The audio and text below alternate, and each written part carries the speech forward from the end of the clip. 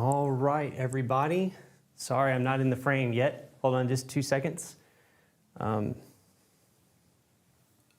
Okay. I'm just checking something real quick, everyone. All right, perfect. All right, hey everyone, I'm here. Welcome back for our next East October Day, crazy color day. Still on the whole idea and the concept for doing color studies. We thought it would be fun for everyone to challenge themselves to experiment with using weird colors instead of using primary colors or the conventional normal red, yellow, blue. We thought it would be really fun for you to try to experiment by using an influential painting and then either applying in two different ways. We have one way you can do it is try to accurately connect the colors that you see, or at least create a ratio of harmony in the colors that you see based off of the paint colors that you have. Or, and Evie's going to be attempting that today. She's going to be pushing those colors, and we'll talk about what those look like. By the way, Evie is with me, so you can step way over here. There she is. And then we have lovely Livia behind the mic and helping us switch today. So how awesome was Livia's painting yesterday? If y'all haven't checked it out, y'all need to go back and watch her paint Albert Thayer's painting. It was amazing. So also, the one that I'm going to do is I'm actually going to use my crazy color and change the color harmony completely. So the piece that I chose, which if you do the switcher of me, you'll be able to see my reference image. The piece that I chose, it's done during the daytime interior piece, but you can see light coming in from like a kind of a golden hour of the day.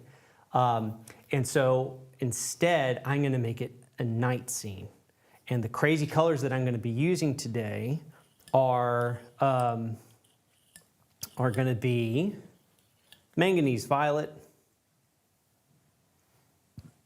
I am going to be using a azure blue made by Sennelier.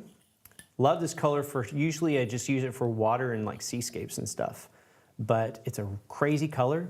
So I'm going to be putting it on my palette today. Is that like a synthetic azurite? You know what? I'm not sure.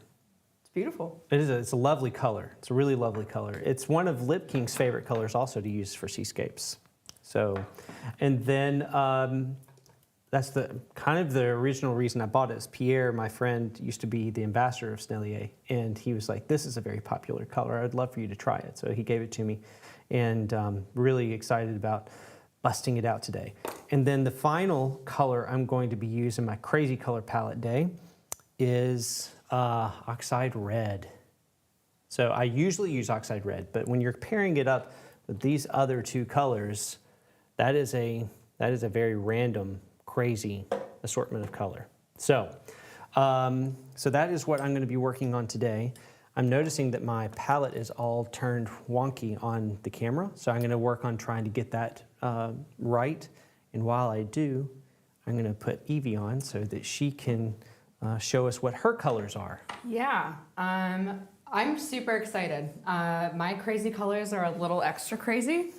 I am trying out for the very first time some new colors that I did some research on and have been wanting to play with for a while. The first one you've probably never seen before. It's actually a new pigment, super funky, orange molybdate. This pigment is actually derived from excess microplastics as kind of like surplus from industrial byproducts. I think the ones that Rublev uses is from the vinyl industry. That's wild. I would have to double check that, but yeah, it's kind of like I've got it on my palette right here. It's super vibrant. It's sort of like vermilion and cad red light had a little baby, and it was, yeah, this super weird. I'm excited. And my next one is Cinnabar Green. I've never used any cinnabar pigment before, so I'm excited about that. Chemically, what is it? Cinnabar is actually a manganese derivative. Isn't that right? You know, I don't know. Yeah. Somebody out there look that up for me. I'm pretty sure that it's derived from manganese. So chemically, this could be funky. And I'm working on my first mixture and it already is getting funky, and I will illustrate that in a second. But I'm super excited about this pigment. Let's see, my next one is Purple Ochre, also from Rublev Natural Pigments. It's super, super pretty. It's very like, it's honestly a bit warmer than I anticipated. It's really kind of a pretty deep burgundy color. And as an earth pigment, it should be really fun to play with its opacity. So I'm excited about that. Next one I'm using, this is a color that I hate. So I figured I'd go ahead and use it. It's Prussian blue. Never use it. Hate this color. Gonna have some fun playing with it. Why not? Crazy color day. And then my last one is Brilliant Yellow Pale from Williamsburg.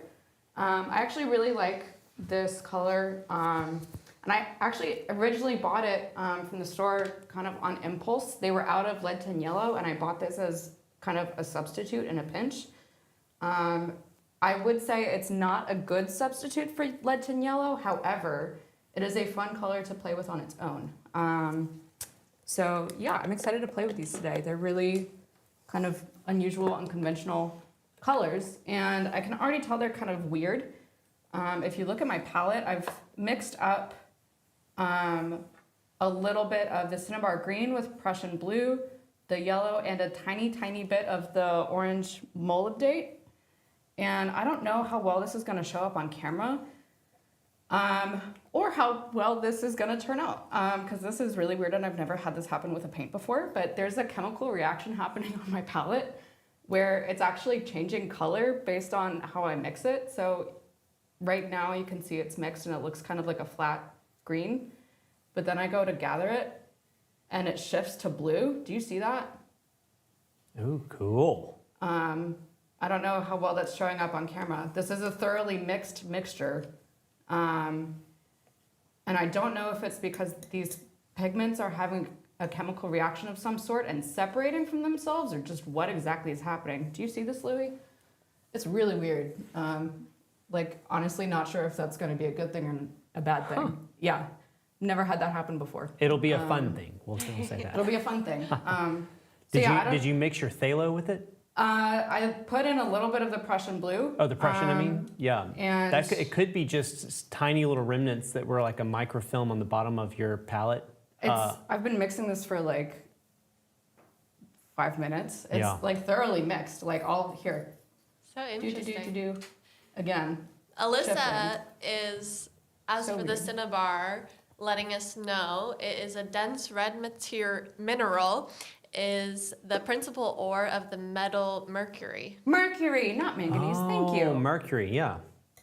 Thank you, Alyssa, for looking that up. I knew it was one of the M ones. That is super interesting though, Evie. I can see it like the slightest bit on camera. Does it show up? but- Like, it's thoroughly mixed. It just kind of separates from itself in a really funky way. Yeah, we'll see how that goes. You know, something that to go along with what you're saying, Evie, that I think some people don't think about is that colors. It's not like, you know, like God was like, okay, I'm going to give you paint colors. Right. You know, it's like there are synthetic and natural and inorganic and organic molecules, and some of them are very complex, some of them are very simple, and some of them have a very interesting light refraction.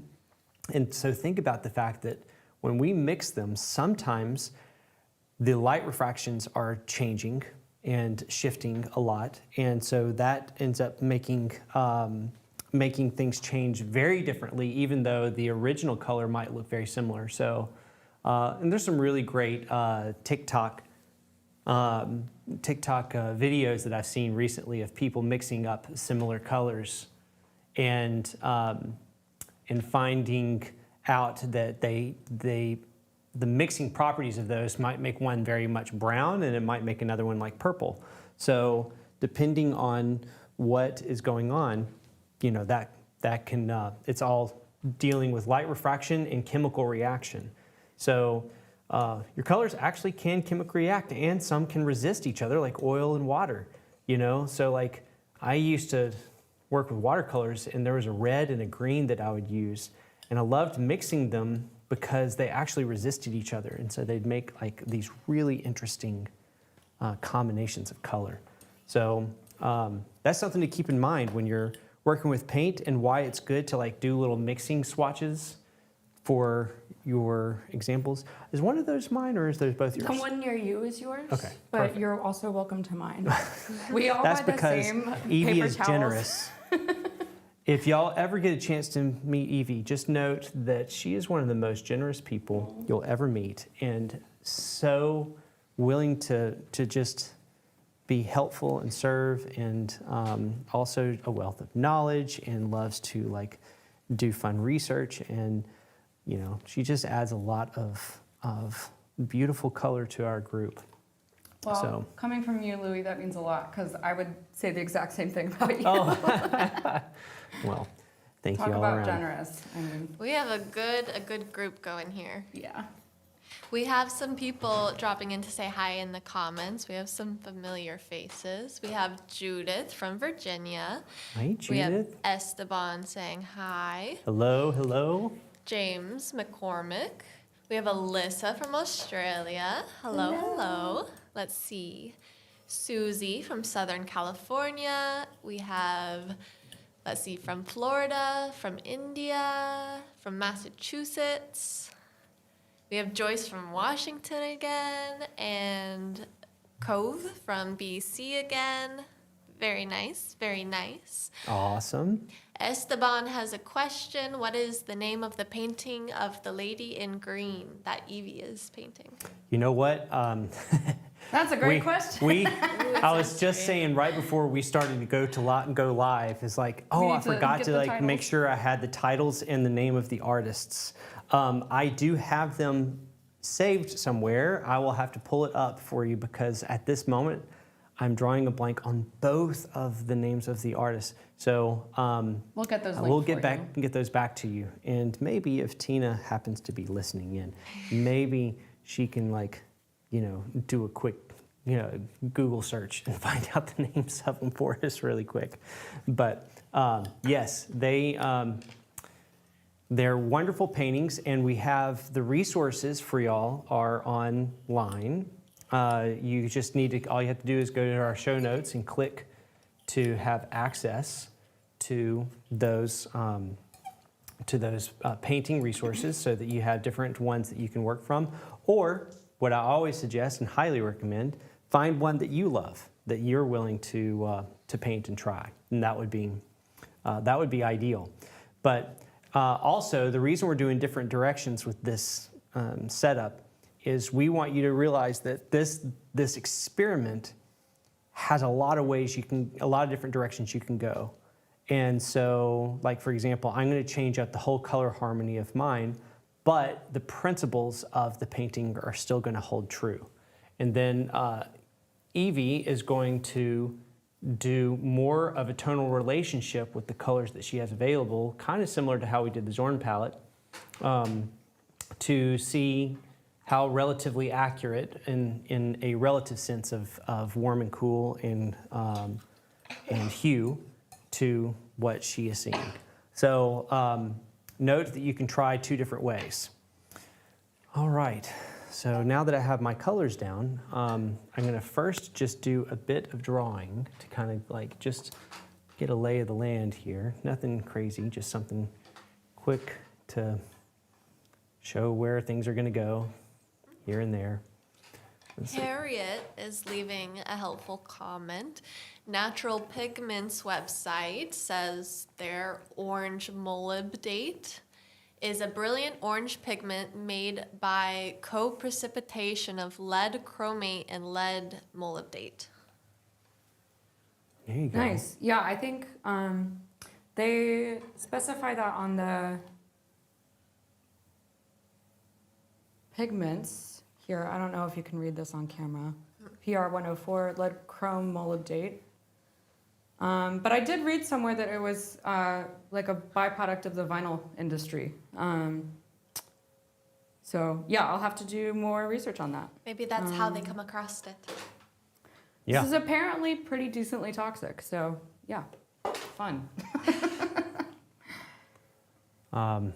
If lead white wasn't enough for you. Right. Yeah, if you had lead and cadmium both. Yeah, painting can be a daunting endeavor when it comes to when it comes to toxic heavy metals. However, there are alternatives for people who may have any fear of that kind of thing. And so keep that in mind, that there are options for you if that is fearful for you. And for folks who might be a little intimidated by that, companies by law are required to provide the MSDS sheets for their products, and you can typically download those straight from their websites. Material safety data sheets. Cool. That will discuss exactly what is in your paint and what can hurt you and what is clinically safe. So that's a great resource that everyone concerned should go check out. Thank you for the helpful information. I feel like my knowledge of paint and what paint is made of is a bit lacking, so that's something I want to check out. I am like, I don't know, from my time in lockdown, in quarantine in like 2020, 2021, I got really interested and nerdy about learning more about pigments as like a way of going outside and going hiking and gathering my own pigments from stones and minerals and botanicals and synthesizing my own lake pigments. Kind of as like one, a bored hobby, and two, like a way of sort of reconnecting with nature a little bit. And it's really, really fascinating the way that colors can be derived from the world around us, and they're all around us. So yeah, I think in a couple of months I'm actually going to be heading a lecture here about that. So if you want to be a pigment nerd with me, then that's for you. I think I'm blanking on the author's name, but kind of going back to what Louis was saying about color, organic, inorganic, synthetic, natural color interacting and behaving in unexpected ways. In maybe not necessarily paint making historically, but in ink making, there's a philosophy of color actually being a living thing.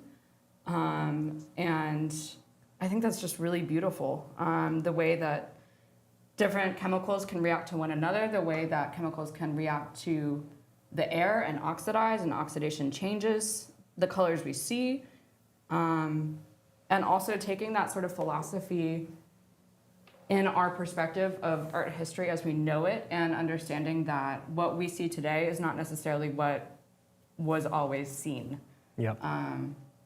Yeah. You can tell I really hate color. It's like so boring. Yeah. Ugh, gross. I feel like your curiosities, like where that leads you, is always very interesting, because I wouldn't necessarily think of synthesizing my own pigments, but that's very cool. We have some comments. We have Amira saying, I also had to make my own lake pigments while in lockdown without knowing really much about it. Some paintings are still in superb condition. That's awesome. Oh, yeah, if you want to post any of that to the Discord, I that would be cool, would yeah. love to see that. Absolutely. We do also have a couple questions regarding colors. Esteban says, can I use red or cadmium red instead of cadmium orange? And James contributed, I don't have cad orange, mixing cad red and cad yellow. Totally kosher. Yep. The whole goal of this is not to use our colors, but to be able to use the colors that are there. I tried to make very adamant I hope it came across that these are just suggestions if you don't know where to start. Every color is totally okay. I would just say try to give yourself 3 colors that have enough separation that you might be able to do, you know, if you did an orange and orange and an orange, it's like that's still okay as long as one's a warmer orange and one's a cooler orange and one's like a lighter color and one's a darker one, you know. So there's a lot that's possible. Just keep in mind that, you know, it just depends on what you want your painting to come out to look like. Yeah, I think one of the reasons why I chose these, albeit beautiful, but honestly kind of obscure, ridiculous colors is to sort of help illustrate that it doesn't really necessarily matter what you have on hand. You know, you can throw what you've got on your palette and make it work. So yeah, by all means, use what you've got and explore and play. Because I think honestly, that's what using crazy colors is kind of all about. Yeah, definitely. It was so fun to see your 2 choices today with the crazy colors you got going, and it would be equally as interesting if the audience wants to share any crazy colors they're using today as well. That's right. Now, like I said before, what I'm planning on doing is seeing if I can make this into a night scene. So, so what we're going to try to do, what our attempt is I'm going to make the light coming through a bit of moonlight instead of sunlight. And then everything else has to fit in accordingly to that. So first thing I'm going to do is just mix a few comparison notes here on my palette. So, and I'm going to make sure that I'm going to have y'all, I have a feed to look at what is on the screen so I can make sure everyone can see what I'm working on here. So this is going to be sort of my moon color that I'm mixing here. And it's also going to be one of my more chromatic colors in the painting. It's going to dictate everything else. So now that I kind of have that color down, and that's just what I'm thinking at this moment, I'm going to put it aside and see if I can make some relationships happen with it. I might regret this decision later. But I think I'm actually going to try not, sorry, excuse me. I'm going to try not to use white or black, instead using my yellow and Prussian blue. Which I love. I might regret that. We'll see how that goes. I don't know why I feel like I'm losing my voice a little bit. As just a starting color, that background you're laying in is so pretty already. It's so funky. It's such a good color. Super funky. I honestly, I feel like as an artist, it's kind of like funny to ask like, oh, what's your favorite color? I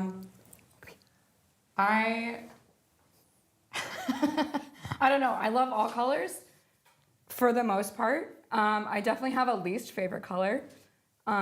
Which one is that? Navy blue. Can't stand it. And Prussian blue happens to be pretty damn close to that. So yeah, I think this is me facing my fear of blues today a little bit.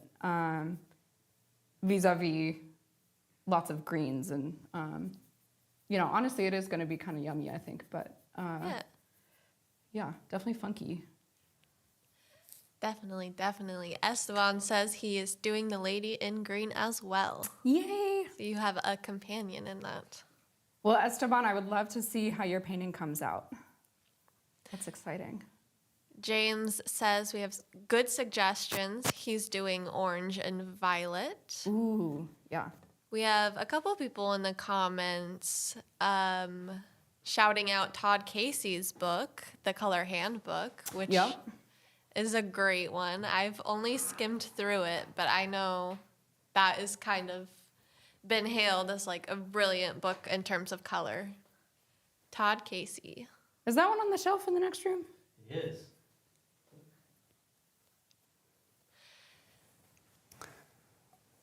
Let's see. Jer says, "Hello, everybody. I made it to the live today. I've been having a lot of fun with the color studies. Still working on the primaries.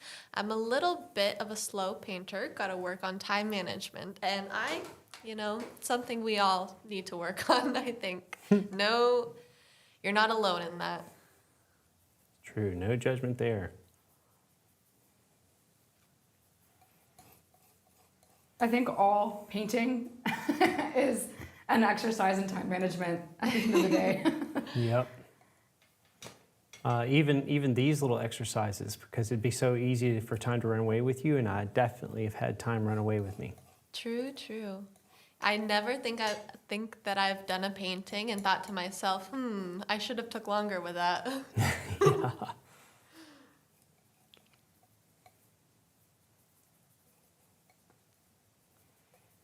All right, so going with the theme of what I usually do, which is largest colors first, and I'm warming up this darker color that will represent the part of the wall that's not in moonlight. And I need it to be warm enough to where the moonlight itself is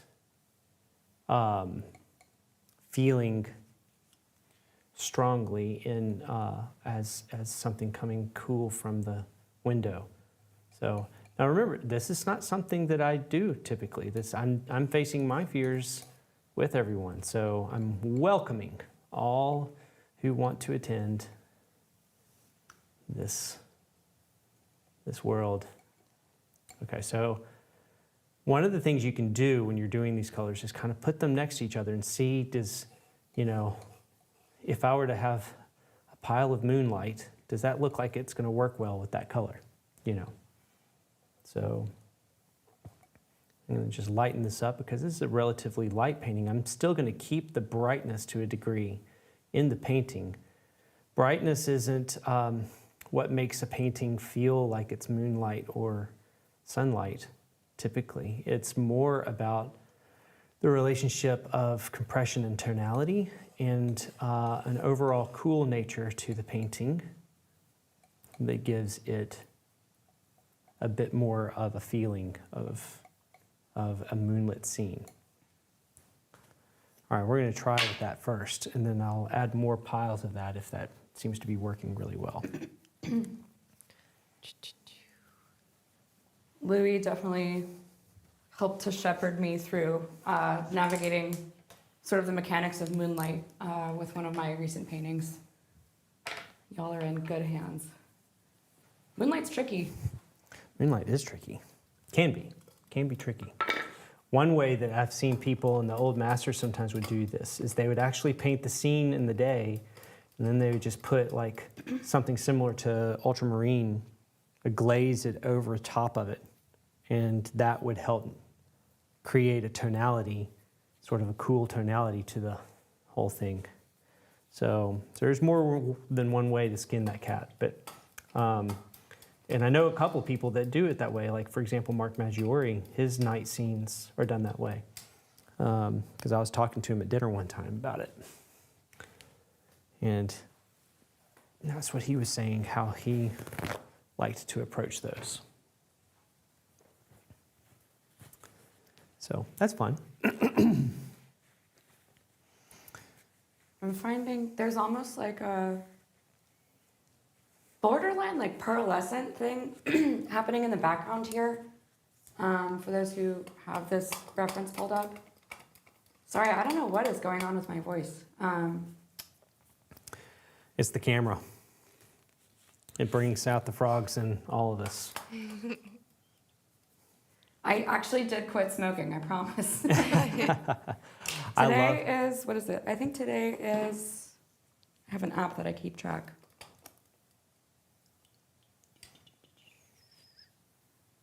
Day 112. That deserves a round of applause. Woohoo! Oh, how do I know which one is which? Don't It's ask me. It's up on the monitor up there. There it is. For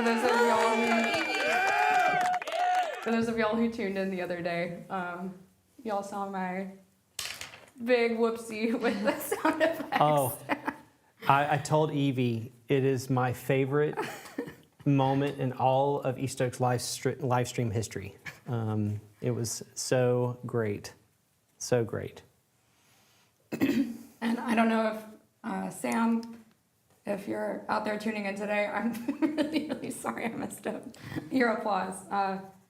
We are sincerely, extremely, extremely excited and thrilled that you're going to be joining us here. Yes, we are looking forward to the day.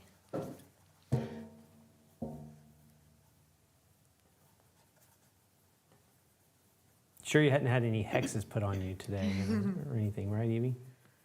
Let's hope not. I have been listening to some kind of witchy occult podcasts, though, lately in the studio. Who knows? Well, it is the season, I just want to make sure, Oh, exactly. I actually did a tarot reading for myself last night for the first time in a while. Was it positive? It was, yeah. I got, oh gosh, I'm trying to remember. I did a really simple 3-card pull. I like to do like really easy, quick past, present, future readings. And I got, I think it was the 7 of Wands, and then the Lovers and the World in reverse. And given that I went over my wedding contract last night with my fiance, I feel like that is kind of appropriate. there you go. Nice. All right, now that I feel like that's at least a good color to start with, I'm going to mix more of it.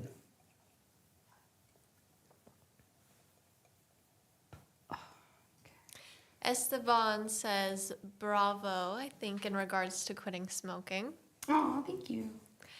That is a hard challenge, and I commend anyone who's had to go through that and is doing it so well. It is not easy. It's not my first time trying. I would say it's the first time that I've tried and actually like really, really wanted it for myself. So for anybody out there that's, maybe facing a similar challenge, you're not alone. And it is well worth it. Koth was asking for some clarification about today's challenge. They say, is the goal for today just to use secondary colors with white and black? No, it can be, but the goal is more to use unconventional colors that you're not used to using and try to make a different painting with it. And then there's different ways you can do it. So it's like sometimes I'm scared I'm giving people too much liberty and options because sometimes it's hard for them to know what we're trying to say. But it's basically you have a couple of options available. One, you can try different colors that you're not used to using to see if you can achieve the same color relationships in a painting, kind of similar to how we did the Zorn palette and pushed the primary colors, or pushing the chroma in the Zorn palette. Or you can take these colors and make a completely different colored painting off of the reference that you're using. So 2 different directions, 2 different things you can do. And that's just to help give you options. So that's why Evie's doing it one way and I'm doing it another. So I'm making a night scene using these crazy colors because my colors they're crazy. I mean, this is oxide red, cobalt or manganese violet, and then azure blue with black and white. And, and I'm trying to use these to make more of a night scene piece.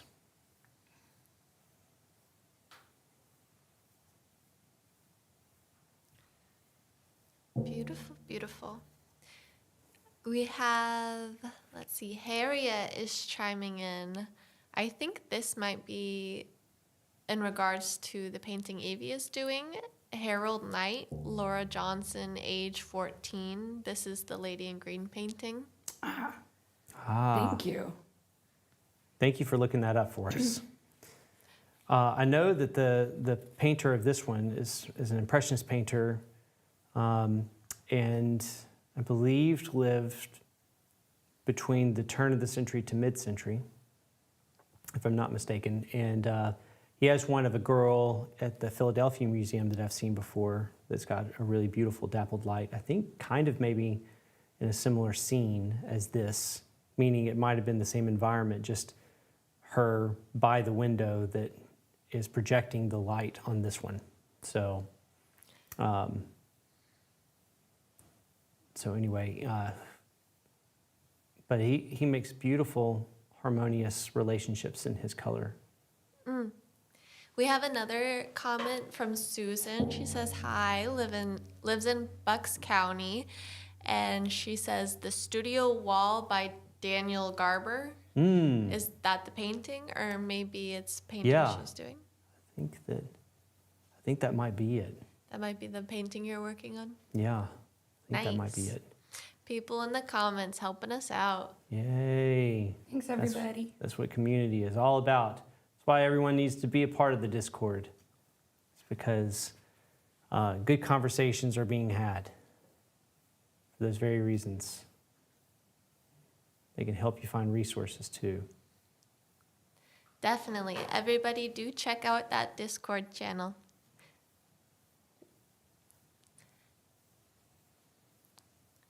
Cove says, thank you for answering the question about the secondary colors. Okay, perfect. Perfect. And then we have another question.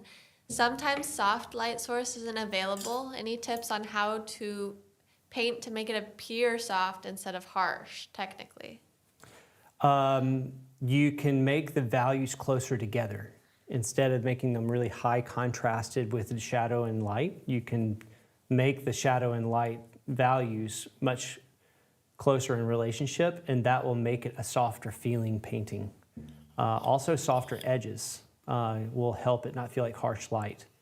So by softening the shadows and making the shadows have a bit more of an umbra to them, or a penumbra, it will help by doing the same thing.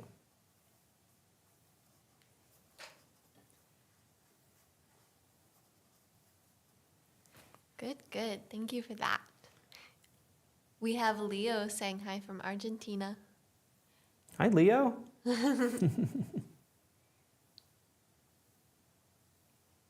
right. Oh yeah, this is going to be so much fun. I feel like I keep saying that every day, though. It's starting to become boring that I'm like, oh, this is going to be so much fun. It's going to be so much fun. God, you're so sick of having fun. Yes. You poor thing. People are probably rolling their eyes being like, well, this is having fun again. Ugh.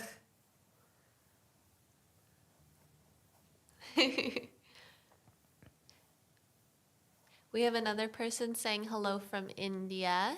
And then Stephanie with a question. I think this might be a quiz question.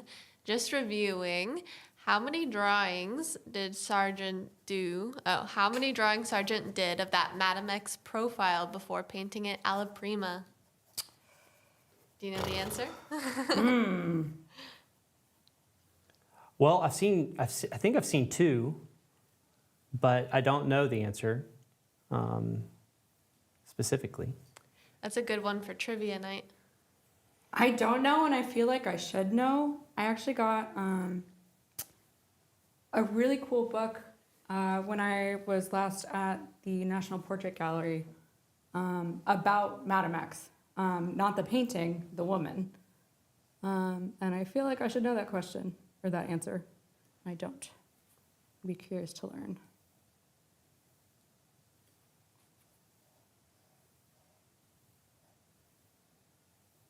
Yeah, looking forward to hearing about it. We have a comment from Amira. Recently, I noticed that the majority of my paintings contain warm colors, and my paintings are warm. Any thoughts? I use Mars Black, Burnt Umber, Cad Red, Cad Orange, Quinacridone Pink, Titanium White.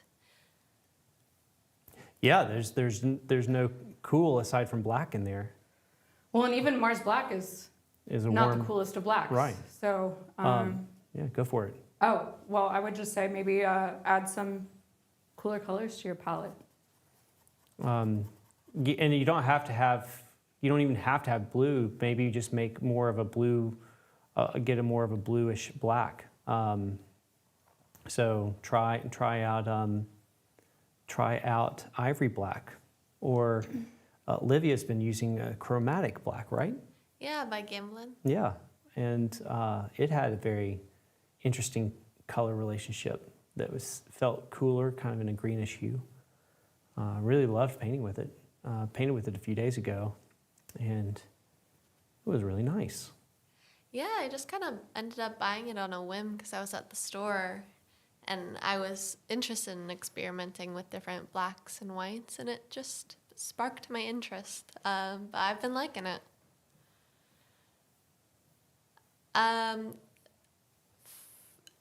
Let's see. We have a question. How do you do color weaving? Color weaving. So I'm assuming that what he's talking about is more of like weaving with your layers and trying to create a broken color effect. But you know, so I'm assuming that that's what they're talking about, because otherwise I don't know too much about the idea. But conceptually, like people who talk about like basket weaving their brush work together and creating those relationships is usually an indirect way of painting, where you paint impasto underneath, let it dry, and then you will go back with a complementary color or a color that is broken in nature to help make the color more accurate, but then creates more of a vibration with the color itself. So if that's what you're talking about, the best, one of the ways that you can achieve that is by creating thick layers underneath. And you know, some people use like Galkid to help that happen because it dries quickly. And using Venetian, like a Venetian medium or a Velasquez medium. One creates things called long paint, and one creates things more that are called short paint. But Velasquez, if I remember correctly, is the short paint, and Venetian is the long paint version. So what long and short mean is basically long is more viscous, like honey, that gives it a stringier effect. And then the short paint is more chunky and makes the impasto, is kind of like makes it more pasty in a way, in texture. So, but that if that's what you're talking about, that's what I would say is the way to how to approach that. Here's a little clarification. By weaving, I mean how Alex does his peaches. One can't tell the exact color of a certain area.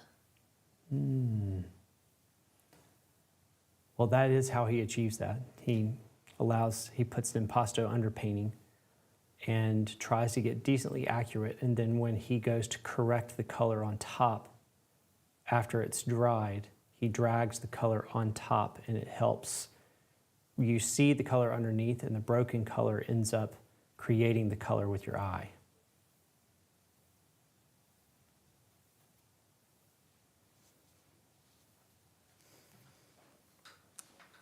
Good question, though. This is a good question. How is everybody liking their colors so far? Actually, I'm really enjoying this so far. They're quite vibrant already. I was almost expecting it to be more, like with the secondary colors, a little more subdued, but you guys are getting good color in there. Yeah, I need to actually tone down the color a little bit in the shadow to make the moonlight feel more moony.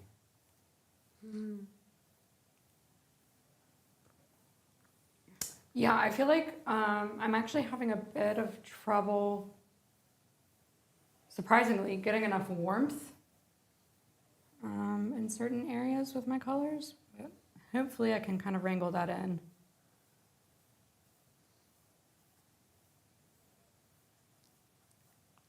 Are there any colors you're having a hard time making? Are you finding? Like specifically? I'm finding it more difficult than I expected to create lighter value, warmer tones. So like, let's see, for instance, like when I take my pale yellow, which is acting as my white today, it has a tendency to kind of cool off really quick with a lot of the other colors I'm using, even with this purple ochre, for instance. And yeah, this orange is just like really crazy. Yeah, I don't know. It's fun though. It's kind of like it's a fun challenge. I'm enjoying it. Like that just turned like kind of a mauve. Yeah, it's kind of pinky from over here. Such interesting colors today. Mm-hmm. But that chemistry is confusing. Yeah, it can be. All right, I'm going to just put a little bit more warmth here down. Keep pushing the warmth up here at the top so that this feels more cool and light source. And just a hint of that orange in there, or that oxide red. Another way to make sure that all your colors are being harmonious with each other is to make sure that every mixture you have has a touch of every color that you have on your palette, especially if it's a limited color palette, because it naturally helps you sync the colors together a little bit better. Whenever I'm doing that, I always think in my head of like making a quote unquote like master mixture. That's kind of like the mixture that you mix into all of your other mixtures. Can help create kind of like a little cheat sheet for color harmony on your palette. That's an interesting idea. I hadn't thought about that before. I like it though. It doesn't always get you where you want to be, but I find that it can really help achieve color harmonies when maybe you're focused on something else. And, you know, your attention's a little split. Like when you're more focused on drawing or values. Exactly, yeah. It's a good tip. I'm going to store that one. Put it right in my brain. Yeah, put it in that memory bank. Yeah. Amira is asking, does anyone use AI like DALL-E 3 or Midjourney to create references? I use them all the time due to having a low budget here in Sri Lanka. A photo shoot or hiring a model is seriously expensive.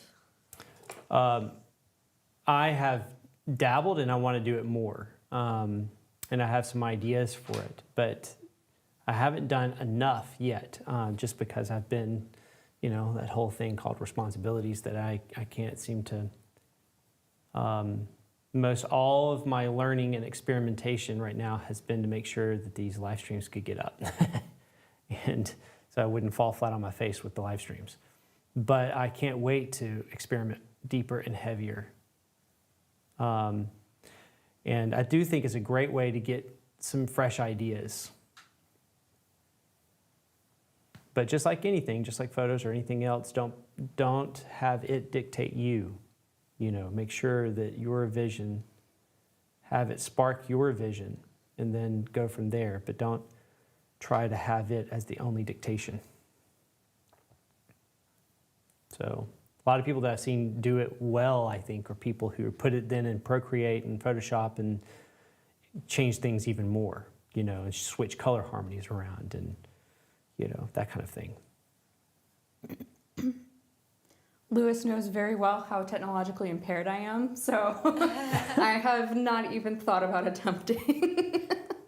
I've seen images pop up every now and then on Instagram, though, and there's some really cool things people make with them. Mm-hmm.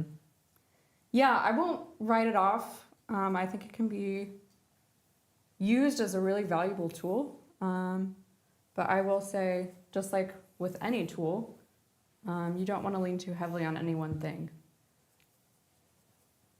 Use responsibly. Use responsibly. Esteban says, I love this exercise. It has taught me a lot. I have been having troubles with mixing that earthy green of the dress with just a bunch of oils. Sometimes I really use I rely too much on other colors. Yeah, it's a really gorgeous green. It's interesting. It feels interesting trying to mix that green using the same colors as the background, which is shifted quite a bit more towards blue. And it's kind of like, I feel like I have to sort of like hack my brain a little bit. And kind of like forgetting that other colors exist than what I'm working with currently. Yeah, it's funky. This is a funky exercise. I'm digging it. I'm digging it. It'll be interesting to see the end result. I feel like I can already see the influence of having this strange limited palette, but like in a cool way. Definitely. The hardest challenge with me is that you're having to think in reverse in one sense. So the light is cool and your shadow is warm, which is just the opposite of what is happening in the painting. But the light also influences more photons to whatever your surface is. So there's opportunity for the chroma to punch up a little bit, even though it's cool. So you have to like think about what is the light side going to look like and what is the dark shadow side going to look like. So, and that's a fun scramble in your brain. You've had a lot of scrambling this week. This has been a scrambling week, man. I tell you, I'm having a blast doing it, because I think it's really good for your brain to be challenged heavily. So for that reason, I'm really glad and have enjoyed this. But at the same time, I will say every night I get done and I'm about crash on the couch because my brain is done. You used all of it. No more. Left it all on the table. Esteban says, since I started painting, I see colors so differently. Sometimes I'm just walking and I see blues where I used to not see them or not be aware of. Purples and blues on trees and so on. That's awesome. That's so awesome. I love that feeling. It's kind of like, I don't know, having a painter superpower.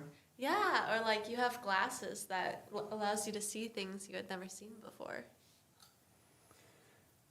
Where it starts to get creepy and my wife has to stop me is when I'm staring at people thinking the same thing.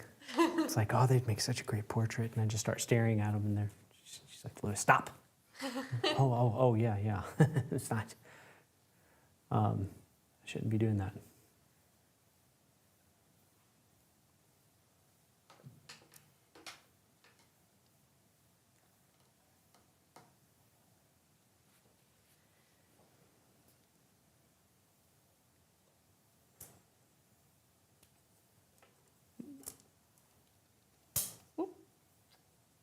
Fumble.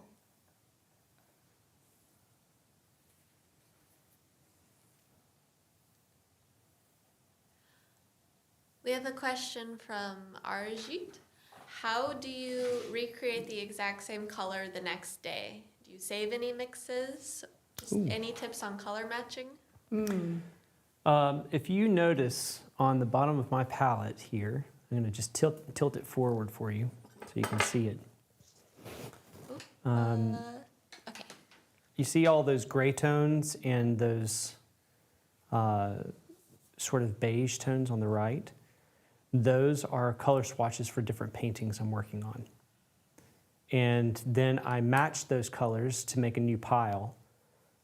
And they help me kind of get started. And they don't have to be perfect and exact, they just need to be close.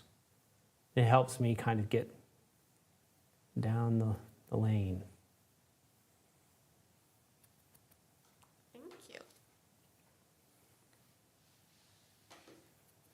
Amira is asking, why do artists use tinted glasses to look at their paintings while working on it? It could be functioning as a substitution for a black mirror. Or a red film, which does the same thing as a black mirror. Yeah. So basically, to expound on that a little bit, is you're wanting to like see the relationship of values and to group them better, and when doing so, it would help. It helps to have know those relationships. So I've never seen anyone wear tinted glasses, but I think it's interesting.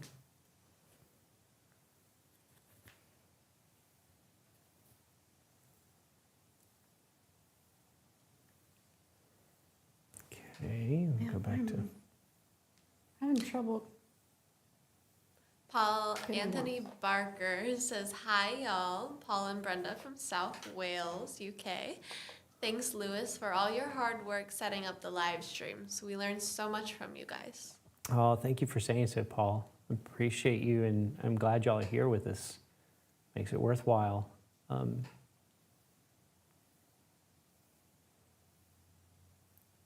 Gives me a reason for doing them.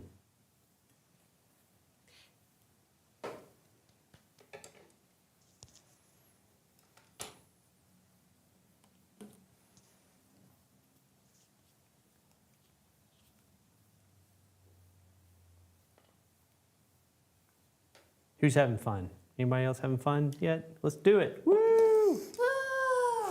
Everybody comment. Let's make a wave. A three-person wave. Having the most fun? I think Lewis is having the most fun, but Lewis Anytime I get to pick up a brush, I'm having fun. It's a good time here.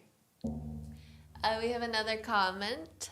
I once heard Jeremy Lipking say there are only two colors, warm and cool. For someone of amateur standard, how can we simplify color temperature without getting too confused? Well, the best way to do that is a limited color palette. So if you can just have a warm and cool and a light and dark on your color palette, then you'll be way ahead of the game. So that would be how I'd say you can totally do it that way.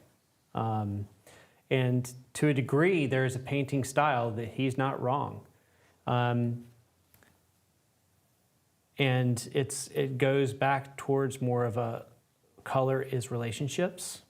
And most of the time to find the relationships, warm and cool is a really great way of doing so.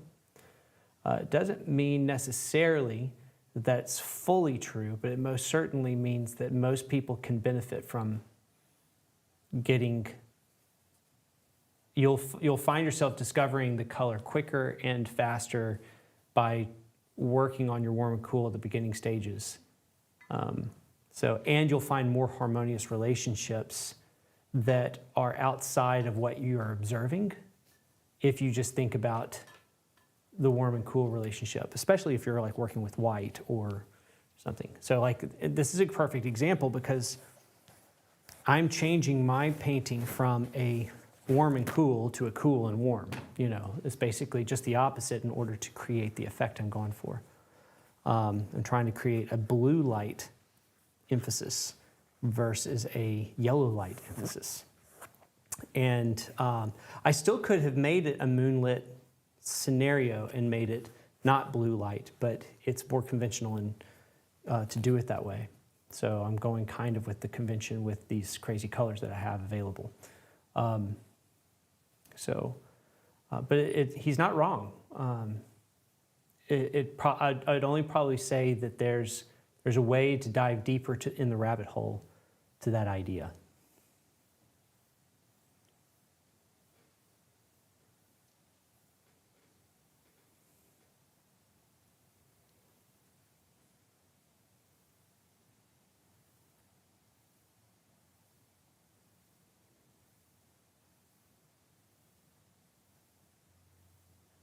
Is anybody else working on any of the paintings? Love to hear what y'all are working on in this challenge.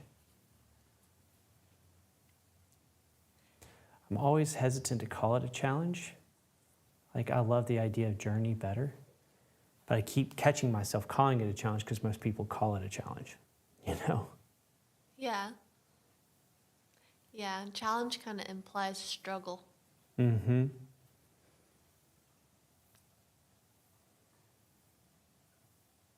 This is an exploration. There you go. An exploration. That's what we should call it, East Oaktober exploration. Get in your discovery mode. Out of Nothing has commented, I picked the green girl. That's what they are working on. Hey, Yay!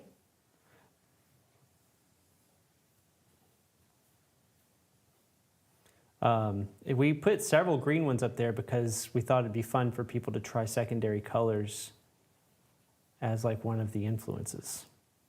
So we put a few themed ones that were that. But then we put a few violet-y, pinky ones as well. I think the green one's nice because I feel like green is such a hard color to work with or to balance. Mm. I know I struggle with that anyways. Cove says, I'm working on the same one as Evie. Another green girl. Yay! We're gonna have like a whole green girl army. Yeah. Could have a gallery wall just of green girls. There we go.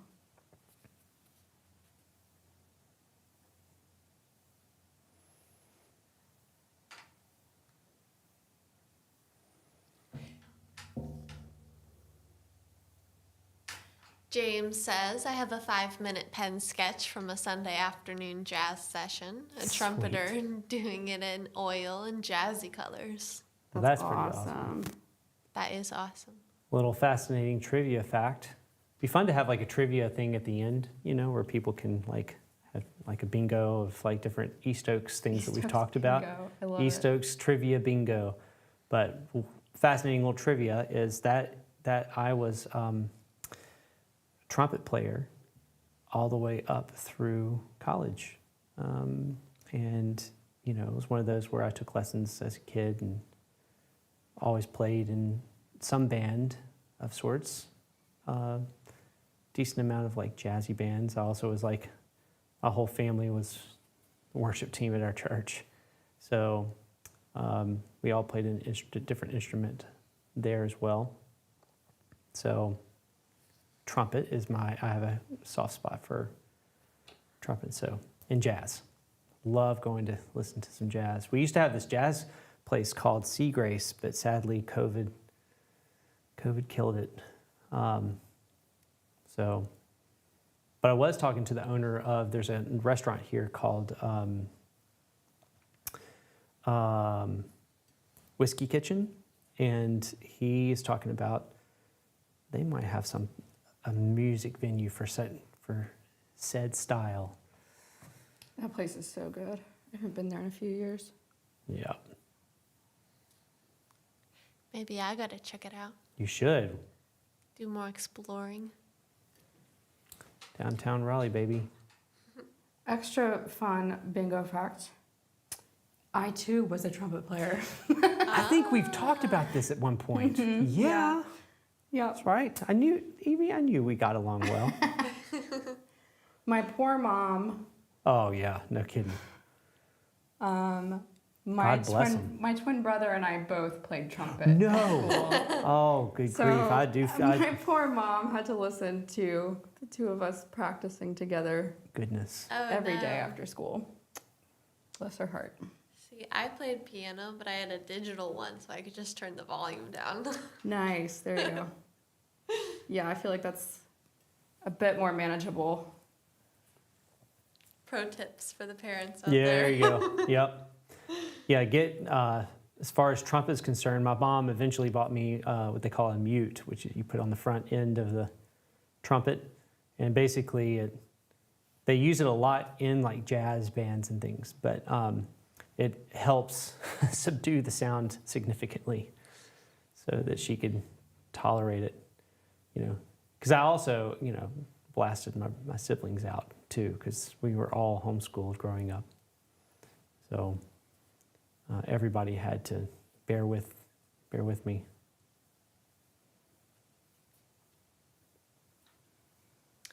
Joyce comments, I considered painting the profile green girl, but I couldn't download a bigger image, so I'm working on a girl painting that I started Tuesday. Cool. Same theme. We would love to see it. And then we have another comment. Sometimes my colors look chalky, especially in light areas. Is it because of titanium white? Lead white is banned in my country. Some tips on how to counter the chalkiness. I would say it's fairly likely to be from the titanium white. Yeah, I'm kind of embarrassed. I actually was not aware of the lead ban in Europe and the UK before we started doing these streams this month. Yeah, it's Unfortunate. it's art conservators that fought for it in the U.S. So it is banned for being used in walls and like wall paint and things like that. But there were a few art conservators that went to bat for us to make sure that we could still use it in fine art.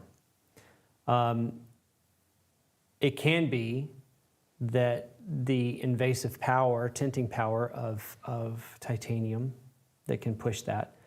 And the way to combat that is to just use very, very little of it to keep your paints rich, and to use other high chroma colors that are high in value that will allow for your paint colors to stay rich.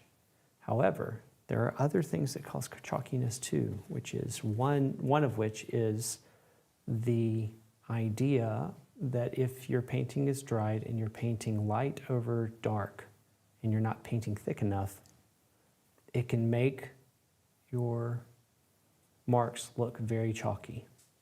So that is one other way. And the other is a color combination relationship. So no color is chalky if it's the relationship being next to another color that can also do it.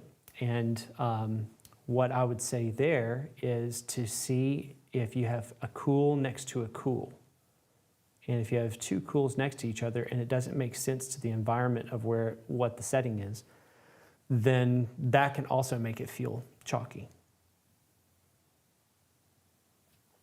So keep that in mind.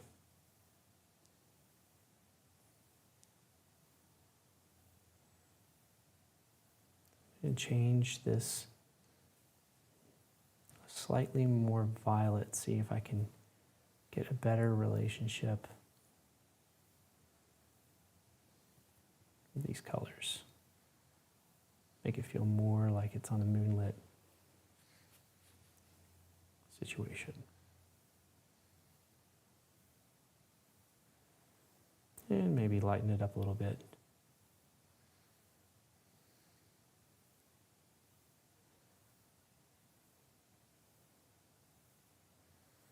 Just remember, the value relationships of everything in this painting isn't what dictates it to feel like a night scene. You can use the same value relationships. And there's sometimes in landscapes you can do the same. Now there are situations where if you have the moon in the painting, where you do have to compress the dark around or push the dark around the moon in order for it to feel like a low lit thing. Otherwise it's going to feel ambient like the sun. But for the most part, that's one way to achieve that.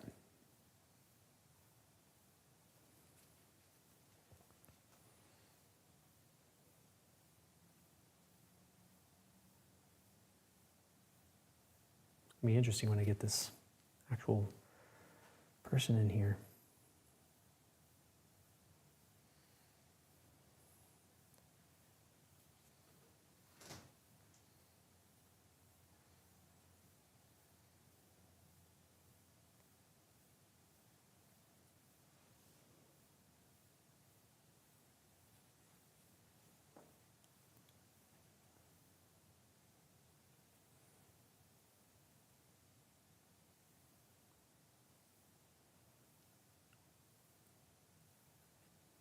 wondering if I will see any of our live streamers next year at Portrait Society. I also think I might be going to a Oil Painters OPA that's going to be held in Wichita, because I have a dear friend of mine that lives there and I have not visited him. And I was like, you know what, this is a good excuse to go out there for two reasons. One, to start like participating in OPA events, because I just don't do a lot with that. I do more with Portrait Society. So tell me if any of you will be going. It'd be nice to meet you.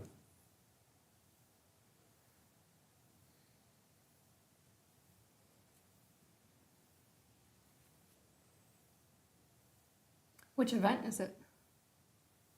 You know, I'm not sure. I think it's one of the regional events. I'm not sure which one, you know, because I know that OPA like does several, and I'm just not familiar enough. I just saw that they made an announcement that they're going to be in Wichita, and I called my buddy up and was like, guess what's happening in Wichita? Nice. I'm coming to see you. It's awesome.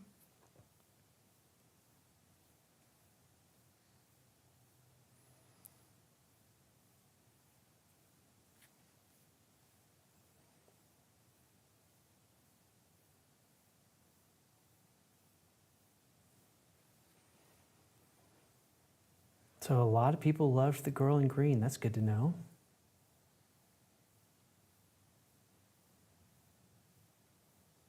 It seems popular among the audience. It does look like a fun one to paint. It's giving me a run for my money. I'll put it that way. We'll see if I can pull this off. They both look fun to paint, but Lewis, I feel like your painting, there's a lot more subtlety involved. It looks a little bit more challenging. Yeah. In a way, subtlety can be more challenging. But, you know, I wanted to, the color especially is, I don't know, that kind of challenge excited me. I felt like it would be fun to try that out. Yeah, there's not really a lot about my painting that's very subtle. But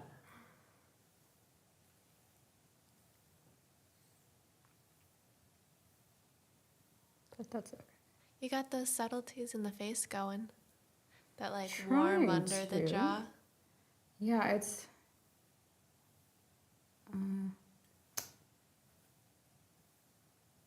it's proving to be a little bit difficult getting kind of like the warmth and vibrancy in her skin tone.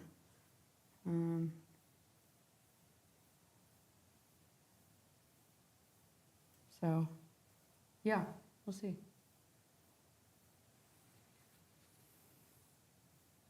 I'm having fun either way.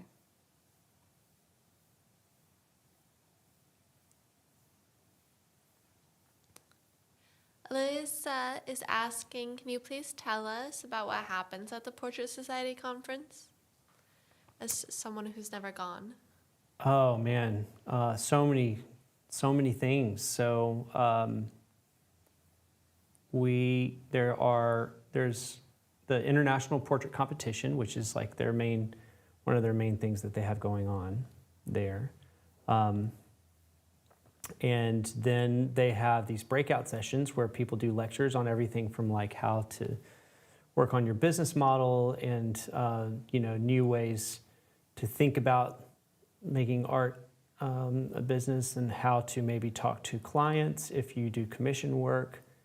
But they'll also have ones on, I did a lecture on composition and how to light your subject while we were there. It was similar to what I did for everyone on this platform. And so there's all sorts of things like that we do while we're there. And it's a lot of fun. It's a whole lot of fun. So I would highly recommend going. In the evenings, you connect with a lot of artists, and it's an opportunity to meet people that you've always wanted to meet, that's kind of like fun and cool too. So, and you'll find out how approachable they are. It's easy to like go and talk to each of them, because People are just so nice. Yeah, it's kind of a funny thing of like you meet all these artists that you know, you've loved their work for so long, and you idolize them and look up to them, and you're inspired by them, and then you meet them, and it's just they're just a normal person. It's amazing. I love that. It's so much fun for anybody considering going. Please definitely go. It's so worth it. Yeah, all the girls here that were here at the time went, and every one of them had such a blast. And most of them, aside from Tina, it was their first time going. Yeah, I haven't gone yet. I'm excited to go this year, hopefully. Yeah, it'd be so great. We have a comment. Face Off and Mystery Sale are some of my favorite events at the yes. Portrait Society. Yeah. Yeah, I went a painting at the mystery sale this past year. Ah. lucky duck. I've entered every year and never gotten anything. Who did you win a painting from? Her name, the artist's name is Jessica Lewis. She's a painter. Oh gosh, I want to say in Nashville, Tennessee. I believe that's where she's based out of. It's a lovely painting. It's beautiful. It's a color study for a larger piece that she did that actually I was in a show with that piece at Principal Gallery for an OPA exhibition. And I got to see the large piece in person, and that was super, super fun. That's cool. And you get to own the little version. Yeah. Is the mystery sale like a raffle? Is that how it works? Kind of. Gosh. It's like a number drawing kind of deal, I would say. Mm-hmm. Yeah, you kind of throw your name in a hat with other people who want the piece. It's so chaotic. It is. It's very chaotic. And they go piece to piece, and they say, okay, we're about to do a drawing for this one.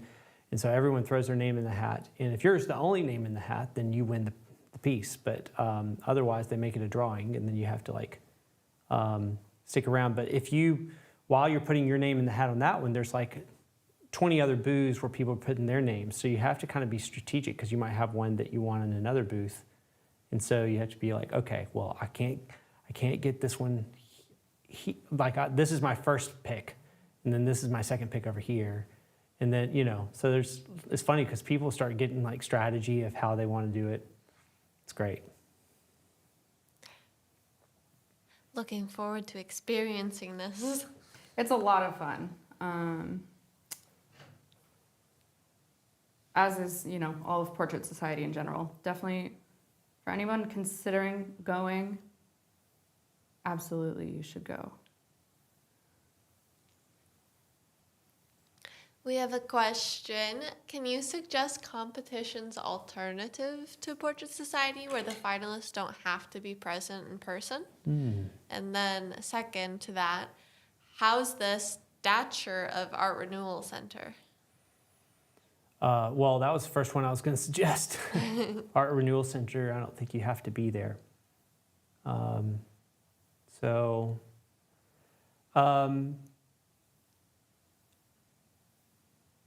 trying to think. I think what's another one that you don't have to be there?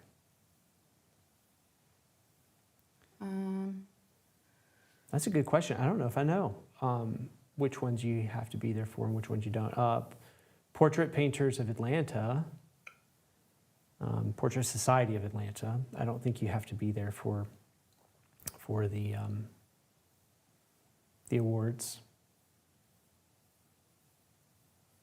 You might be able to try that one out. Do you have to be a resident to participate? No. Portrait Society of Atlanta is one of the oldest in the U.S., believe it or not, and you do not have to be from. I don't even think you have to be from Georgia. I think it's just whoever wants to participate. I think you can check their criteria. There's also often a lot of regional exhibitions each year at various places. Maybe that's, less of an awards thing and more of, just a kind of normal show, but still a good option if you're unable to attend in person.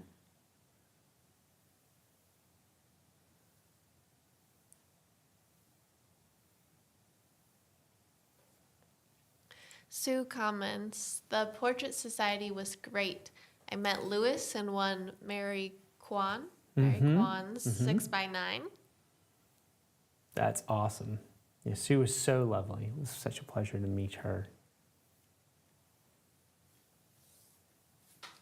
I met several people online that had reached out to me at points, and I said, "Hey, if you're going this year, just come by and say hi to me." And they certainly did, and I was so excited about that. I thought that was it's one of my favorite things.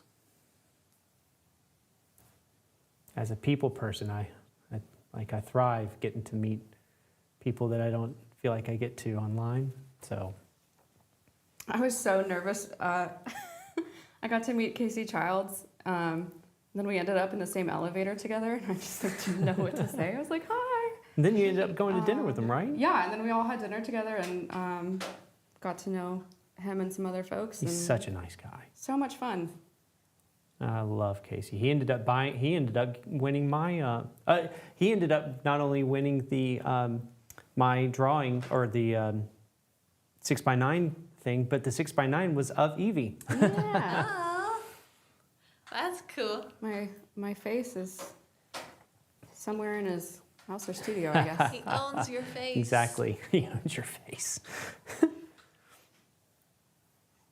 Yeah, that was a beautiful little portrait that Louis did of me several months back.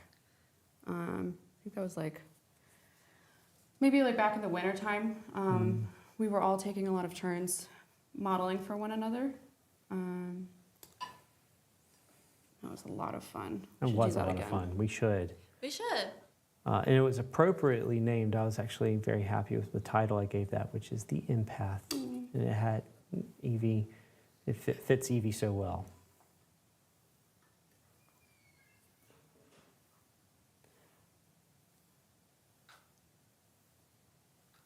Evie definitely is a very empathetic person.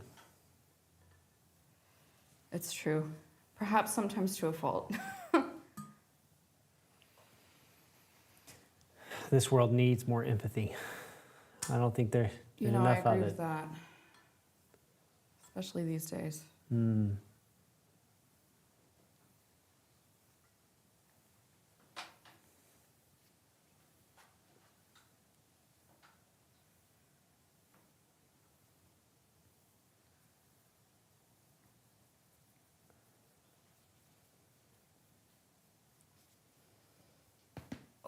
Oh, Sorry, y'all.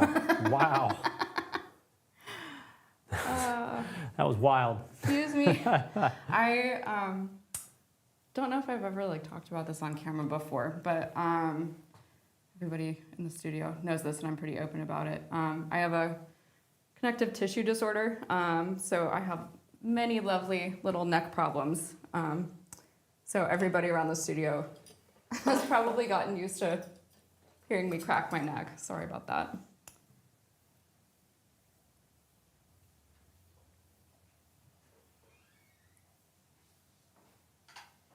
I think honestly though, in some ways painting actually helps alleviate some of my joint issues, just because, standing all day, it's kind of a great reminder to just constantly work on, having good posture and,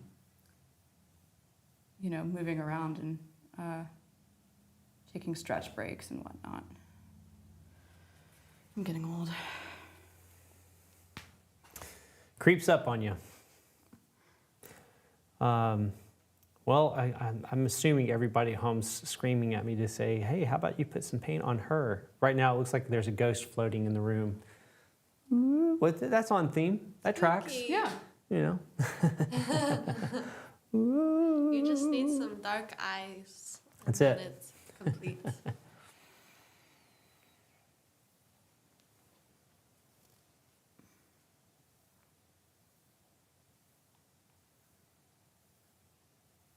Got a few more little fun notes here and there in this.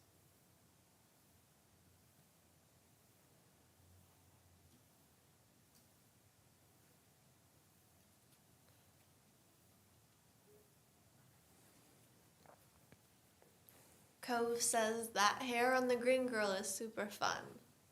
Oh, it is, isn't it? Yeah. I Liz can tell you I have a kind of a love-hate relationship with painting braids. I drove myself crazy several months ago working on a self-portrait from life, and I had a braid in my hair, and so for weeks I had to wear this braid in my hair, and it just about drove me nuts. Like I had to carefully move it to be in the same position every day, and after a little while I was just like, why did I do this to myself? What have I done? But it turned into a painting that I was really happy with and proud of, so it was worth the struggle. That's right. That's right. It's a beautiful Yeah. self-portrait. It is. It's been gorgeous. And it's been shown at Samagundi, right? No, it's been No. shown at Principal It's been shown Gallery. at Principal Gallery, which still, that's in its own right quite an honor. Yeah, I got to attend that show in person, which was a lot of fun. I drove up to Alexandria to go see it, and got to meet some other artists, some really great folks. Alexandria is pretty cool. It's gorgeous. All the Yeah. old buildings. Yeah, it really is. I wish I could have spent more time there. It's really, really nice. Where is it? It's right outside of DC proper, Ah. or downtown Washington, DC.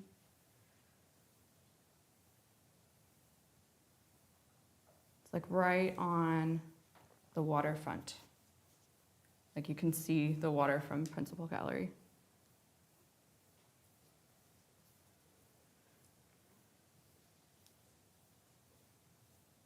So my sweet dog Rosie has joined us in the room. I didn't have the door closed enough, so if y'all feel an extra lovely presence in the room through the internet, it is my sweetest dog Rosie, who is the mascot of East Oaks. And she really is the sweetest dog ever. She's pretty much solely responsible for me now wanting a dog of my own. Yep. She's great. Yep, she can do that to you. My brother has said the same thing. She's like, I really didn't want a dog until I met Rosie. Yeah. She's And- so gentle. Yeah. She's just a quiet little sweetheart. Gentle and soulful. She's such a soulful animal. Yeah. She doesn't I don't know. I don't want to get sappy about your dog, but I No, totally you should. will. You're Anyways, welcome to get as sappy as yeah. you want. You just look in her eyes, and it's like Yeah, you're a whole looking world in is her there. soul. Yeah. I read something online a few days ago that said the difference between humans and dogs is dogs can't fake love. And I was like, oh! I was like, it's like this beautiful, sweet dog laying its head on its owner, and I was just like, oh, come here, Rosie. Aww. Yeah, one of these days, Jake and I will get a dog.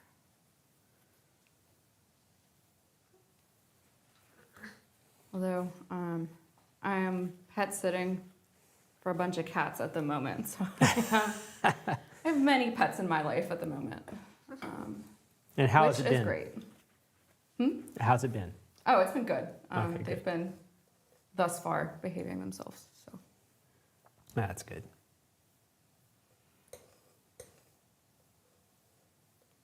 never understood why there's such a polarization of oh, are you a dog person or a cat person? It's why can't I be both? Yeah, I just am They're an animal both person. great. Yeah.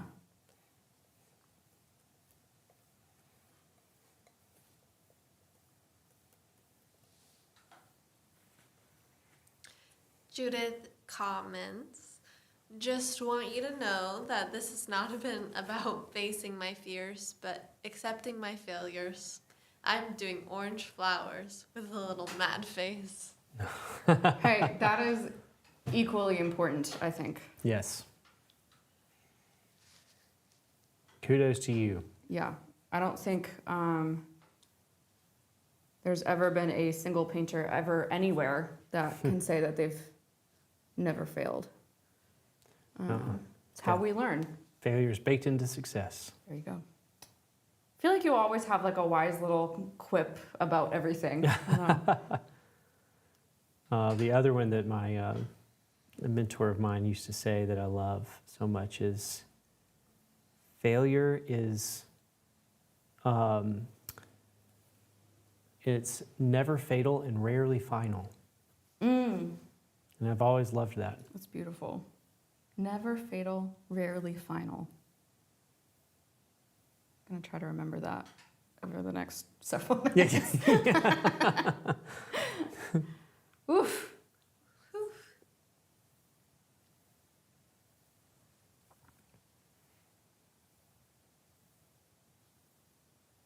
What a strange little painting this is turning into. You got this. Oof. I don't know, man. We have a comment. This is a reminder to mention the Instagram ID of the Art Palette account on Discord, right? Oh, yes. Oh, dang. Okay. I keep using my phone as one of our cameras, so I don't have my phone to look it up. But yes, I definitely need to get that for you. Okay. I'm now devising a plan of how to get that for you. Tina! No.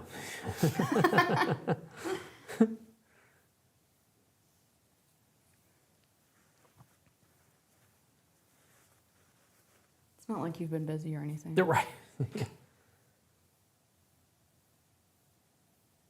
I will do my best to remind you. Perfect. How about that? That's perfect.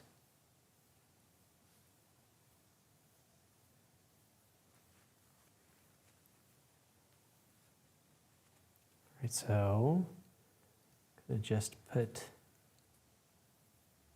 this down.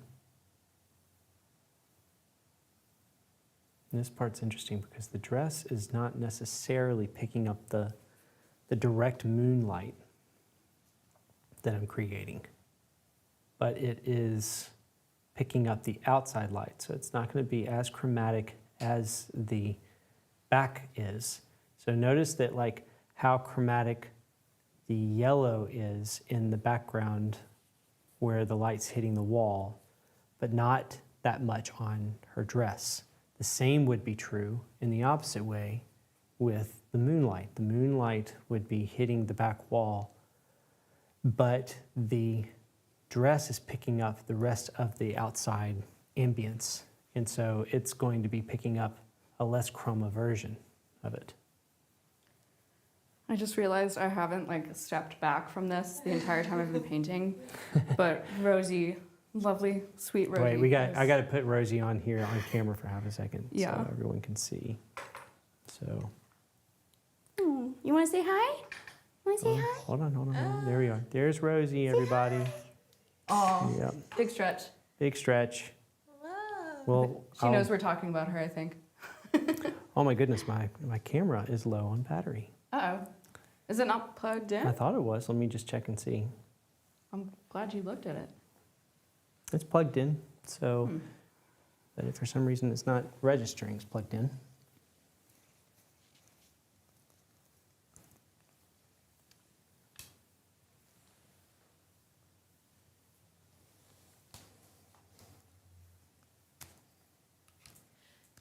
Cove is asking, what is all of your favorite colors to use? All of you guys' favorite colors to use. For me, it's cadmium yellow deep.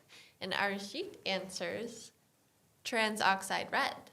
So what about you guys? Oh gosh, that's hard to pick just one.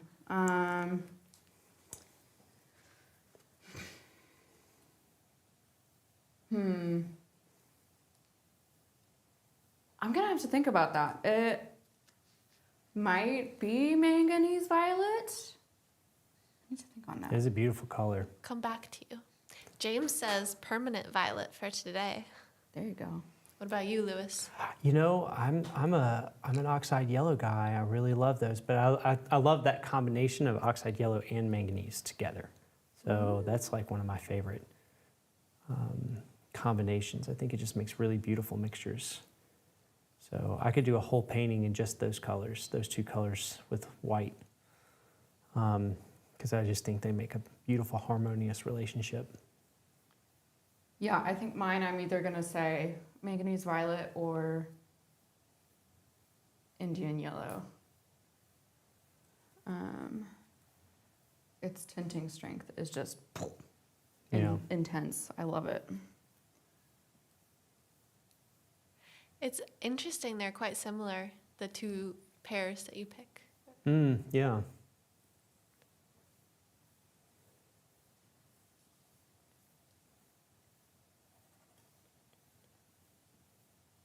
Yeah, it's so hard to pick. I don't know. I'm the kind of girl that's like, I can't go into like a makeup store or like the makeup aisle or anything because I don't care about makeup. I actually, honestly, these days I only ever like really wear makeup for like these live streams. But I can't go into those aisles because all I want is the colors. I don't care about the makeup. It's just the colors. They're so pretty. I'm kind of like that with everything. I don't know. Ever since I was a little kid, my mom used to always tease me growing up, say that I would not be able to get through a day without making something. That reminds me of being a little kid and going to school and being jealous of the kids who had like the 64 pack crayons or the 128 pack crayons, and it's like, Yeah. I only have 12. The kids that always had those, like anybody that had those like really fancy, expensive Prismacolor pencils as a kid. Yeah, yep, exactly. Like I begged the my mom for those twistable ones. Prismacolor pencils.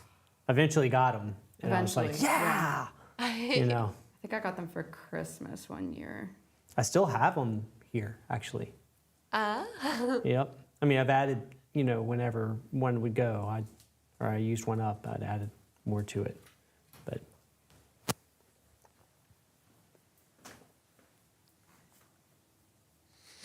This conversation makes me want to go get some crayons. Or like Never some, underestimate the power of doodling. Yeah. I think Just like it's great. those easy school art supplies.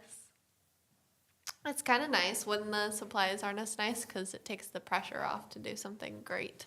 Yeah, and it's also like, you know, sure, you can shell out a bunch of money for like really nice, fancy, expensive art supplies, but you can also make something really incredible using just whatever you've got on hand. Yep.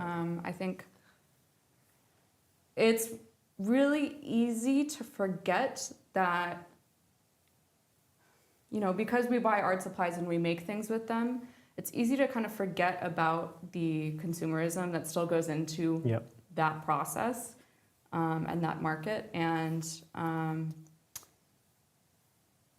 yeah, I think it's really, really important for artists to get creative in using whatever they've got on hand and not relying on always having whatever brand name thing, you know? Mm-hmm. Yeah, it's not the art supplies that makes the art, it's the artist. Exactly.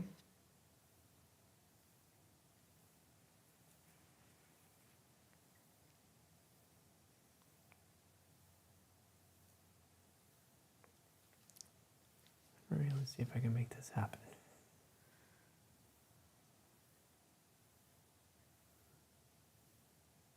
I think to bounce or related to that statement, Arjit is wondering if it's okay to use student grade paint like Winton of Winsor & Newton for quick sketches in Alla Prima. Totally. Totally. Absolutely. Especially with experiments. The only thing I would say is that sometimes your muscle memory gets used to knowing how to make mixtures, and you might struggle trying to get pure looking colors in some instances. So, but it absolutely is, I think, worth it to try to do the student grade when you're first starting out. So, but I do think you should shift gears pretty quickly afterwards as you feel that you're understanding things and you get out of the realm of just understanding what colors do what. Because later on you don't want to develop bad habits that you can avoid later pretty quickly. So I've worked with people when they've used student grade paints like for workshops, and I could just not get the color that I needed to get for them. And I was like, holy cow, there's a whole thing here that I'm not paying attention to. So that's the only reason I say that is there's a middle grade between those two too that you can get that is helpful.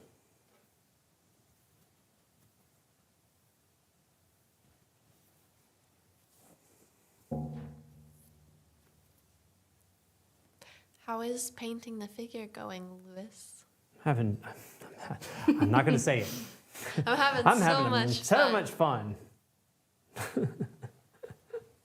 I actually am, though.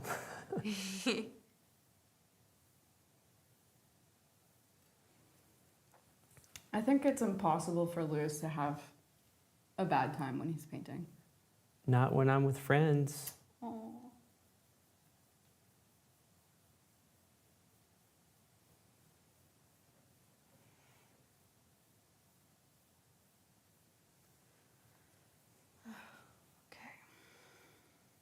You got this, Evie. You got this.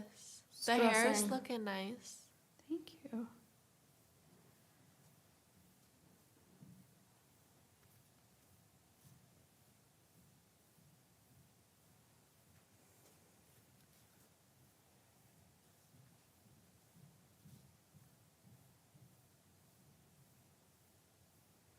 Yeah, I want to try to emphasize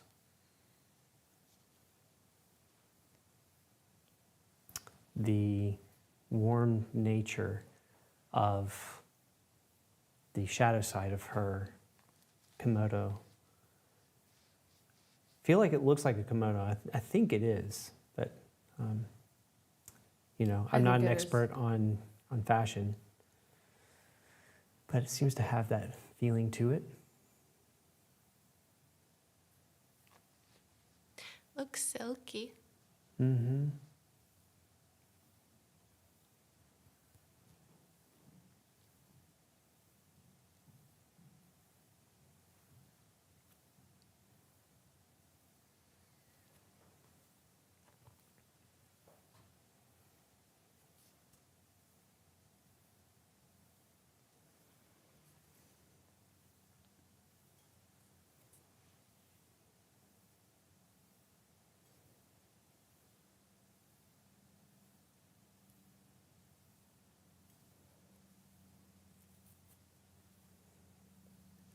Harriet is asking, Lewis, are you doing the shades of the dress in gray blues, or what colors are you using? Thank you. Yeah, I'm actually using a little bit of blue, the azure blue that I have, but I'm trying to key it more neutral and trying to put this ever so slightest amount of violet into it in order for it to feel like the light's coming from it's not coming from the direct source of the moon. And then I'm warming up the shadow side of things in the kimono to represent the warmth of the shadow, but also the light kind of passing through it just a touch, even though like we're talking about moonlight, so it's not like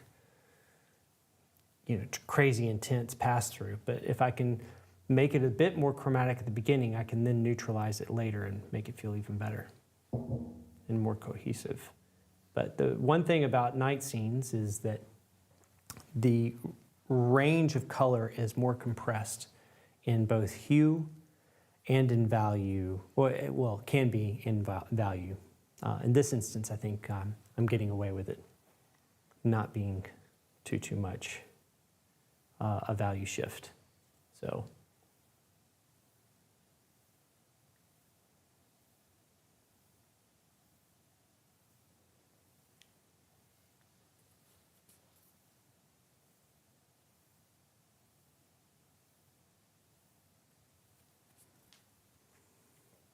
Jer is asking a question regarding surfaces. What is for you the best to paint on, and how do you prime them? My favorite is to paint on lead alkyd ground made by Rublev. The way I prime it is I usually use a foam roller at the beginning to roll it on, and then after I've done that, I use a brush to kind of scuff it to give it a bit more random texture. And we have a whole toning and priming panel video on our YouTube that we did. Michael's on there doing it, and he shows you a demonstration of how to use that and how to use gesso.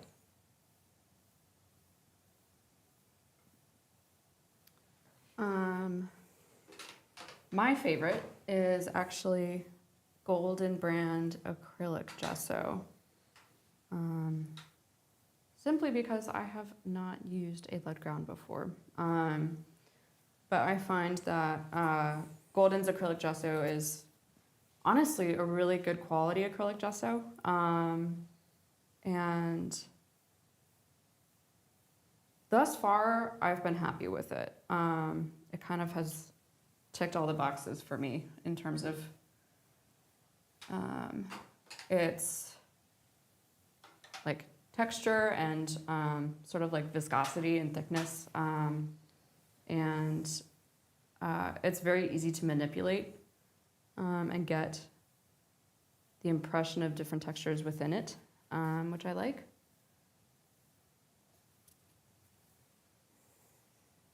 That's cool. I will say my least favorite ground is homemade rabbit skin glue. Really terrible stuff right there. Absolutely. rabbit skin glue is rough. Nasty. To play with. I mean, it's fun to say, hey, I did it one time. Right, yeah. But Tell past me that. about it. Why was it so horrible? Oh, it stinks to high heaven. It stinks. It is It's so gross. sticky. You have to heat it up in a pot. It gets gummy. Yeah, it's. You'll reek for days after. It's so nasty. Like your home will just smell. Gross.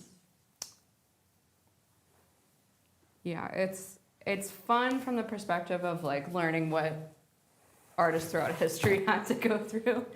And also the joy of not having to do that. Yes. It's both.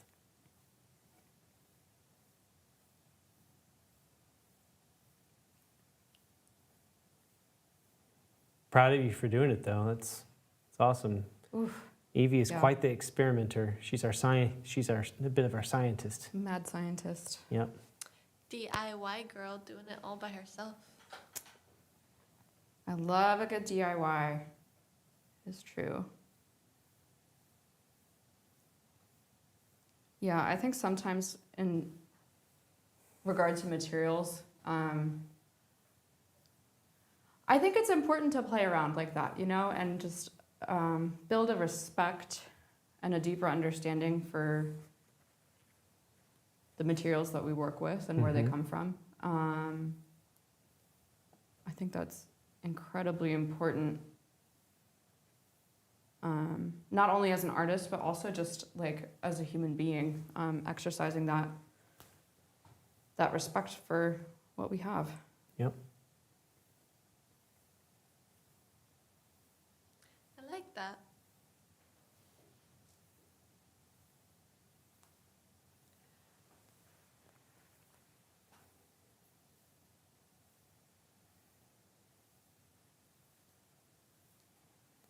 I am not having fun.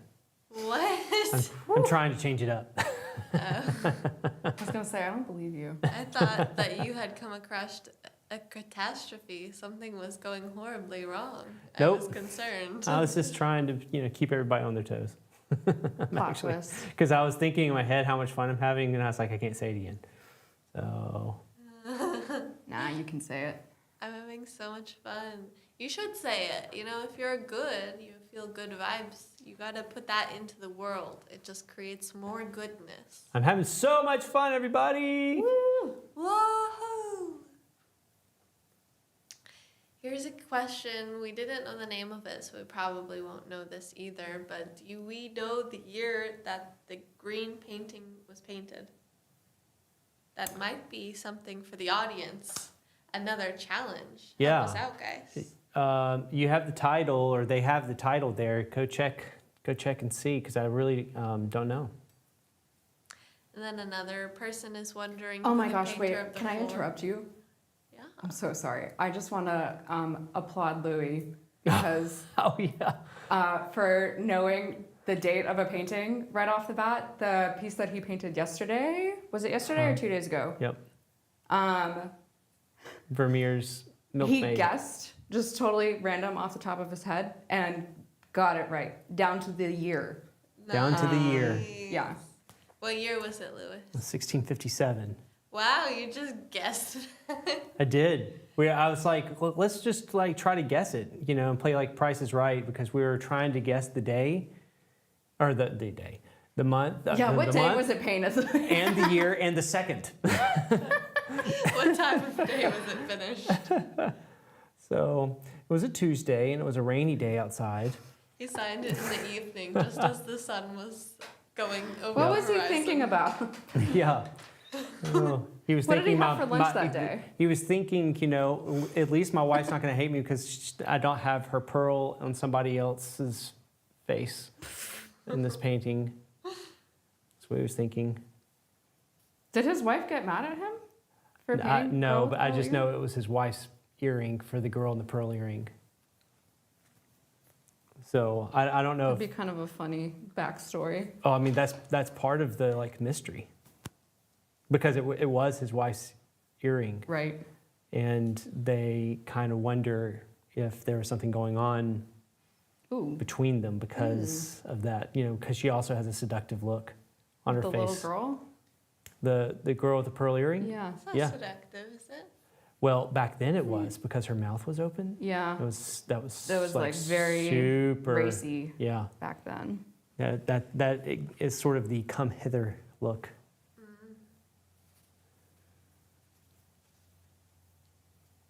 So, how times have changed.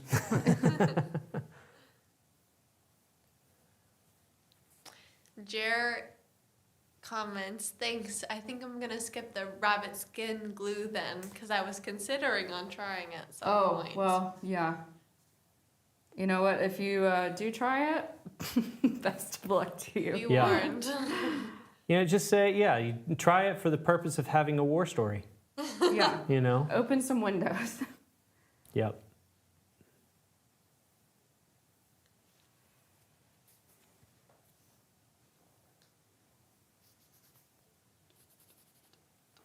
Did I just get paint on my face?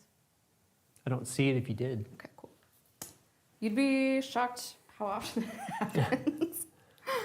It's okay. It's a common occurrence here in the studio.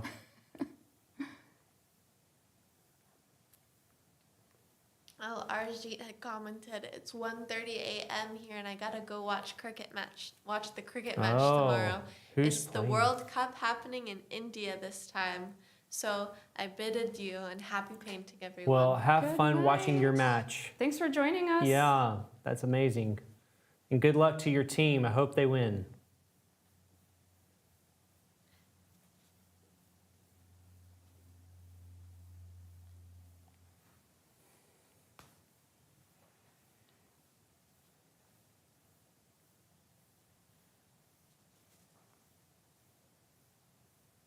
Somebody else that always says like that they're having fun is Scott Burdick.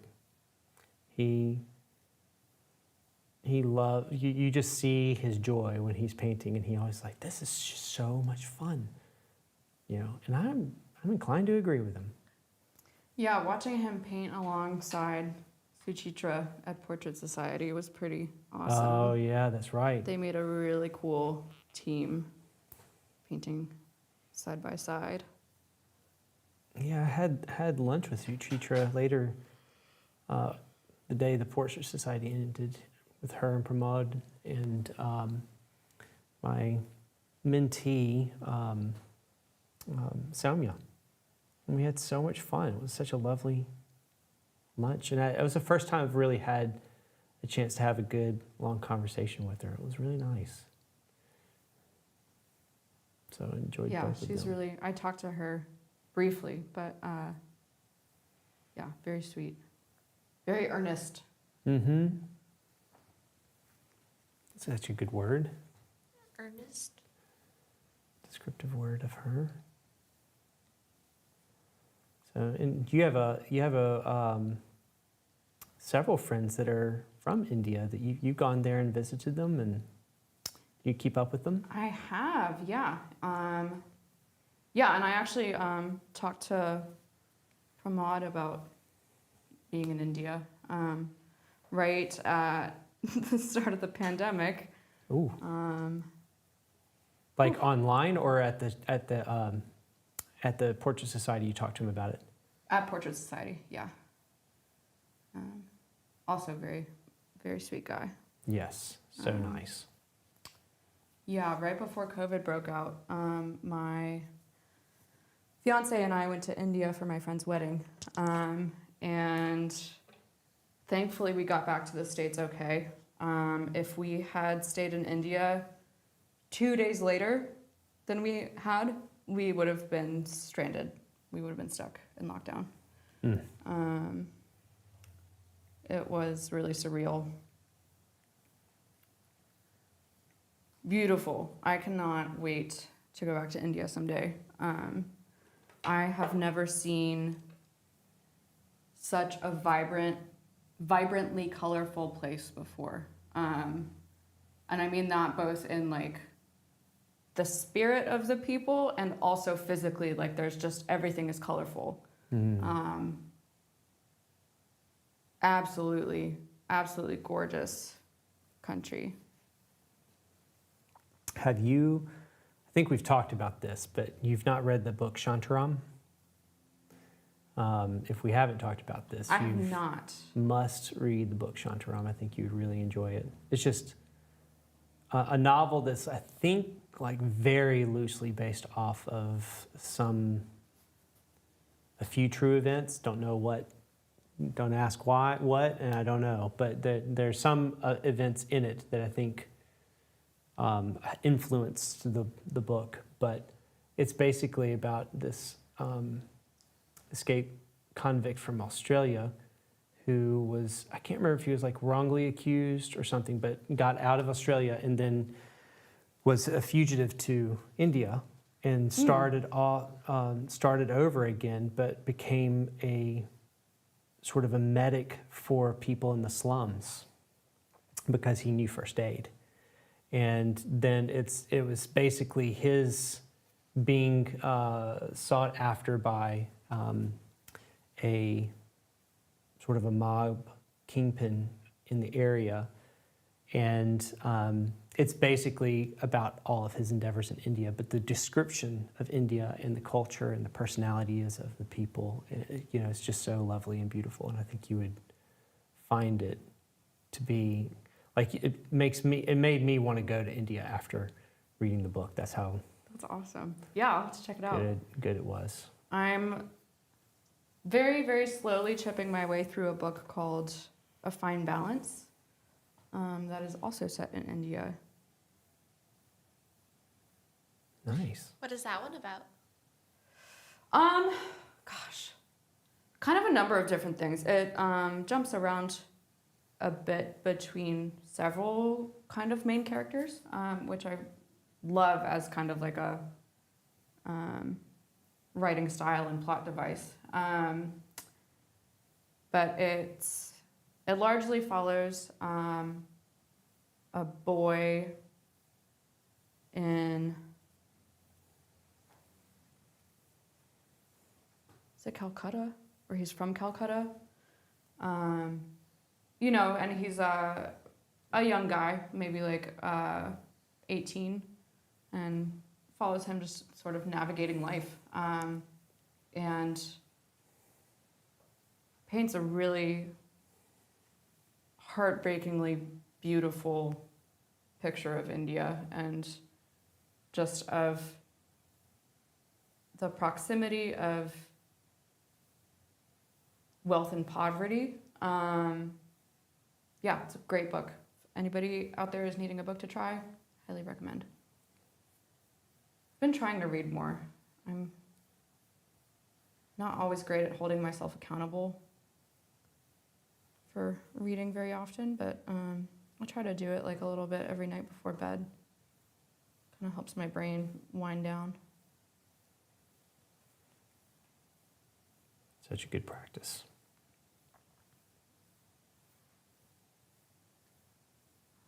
Nothing like a little bit of postmodern art theory to put you to sleep.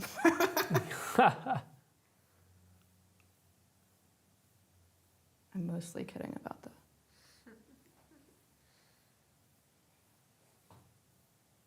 I do have quite a number of art theory and criticism books at home. My friends always tease me. Every year we go to the beach in June, and my beach books are always, like really nerdy essays and things of that sort. And they're like, why? This isn't a beach book. This is homework. This is like, this no, is struggle to fun. read.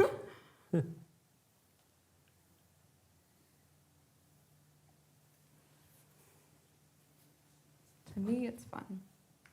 That's all that matters.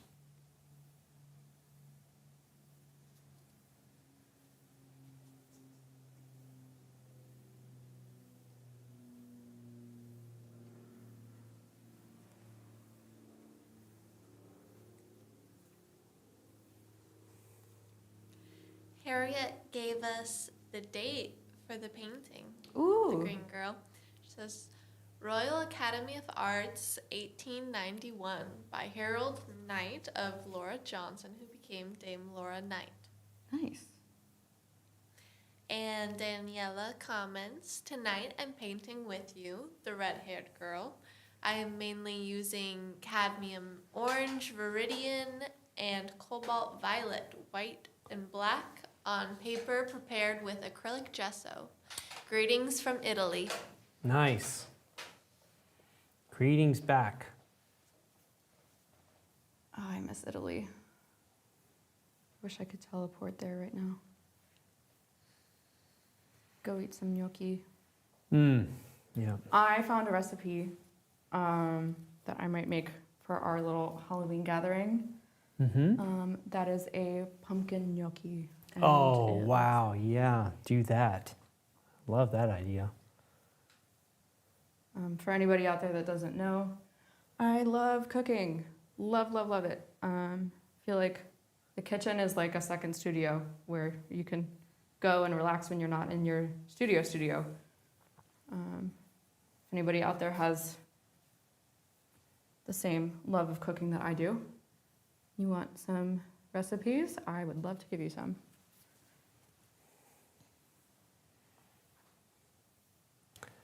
We have all been the beneficiaries of Evie's cooking, and it is incredible.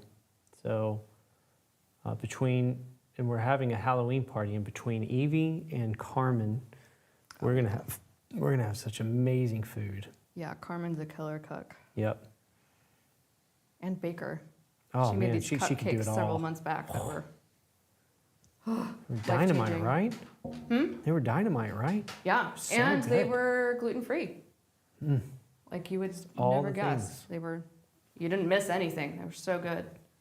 They were, she used Biscoff, like cookie butter. Super yummy.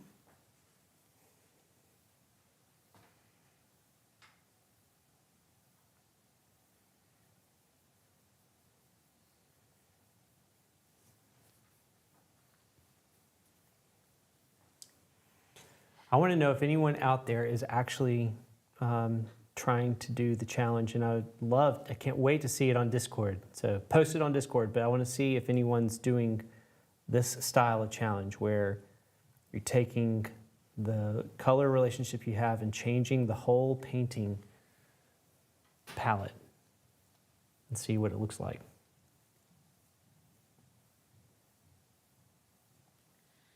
We have passed the 2-hour mark. How are you both feeling about your paintings?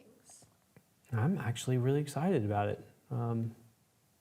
For the purpose of what I was trying to accomplish, which is trying to make it feel like a moonlit space. I'm happy with how it's turning out. Yeah, I'm having fun. So definitely unlike anything I've ever attempted before. So, yeah, really cool challenge.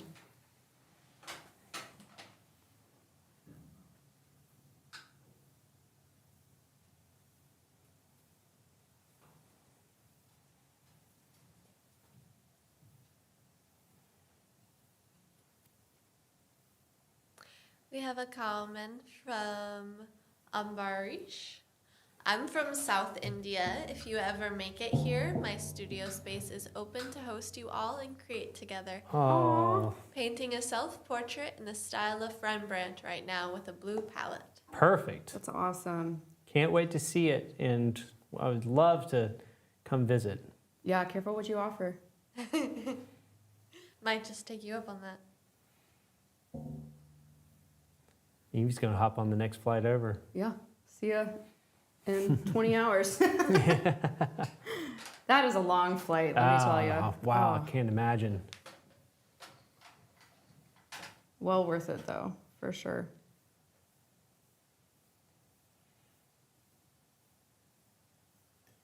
When I flew over,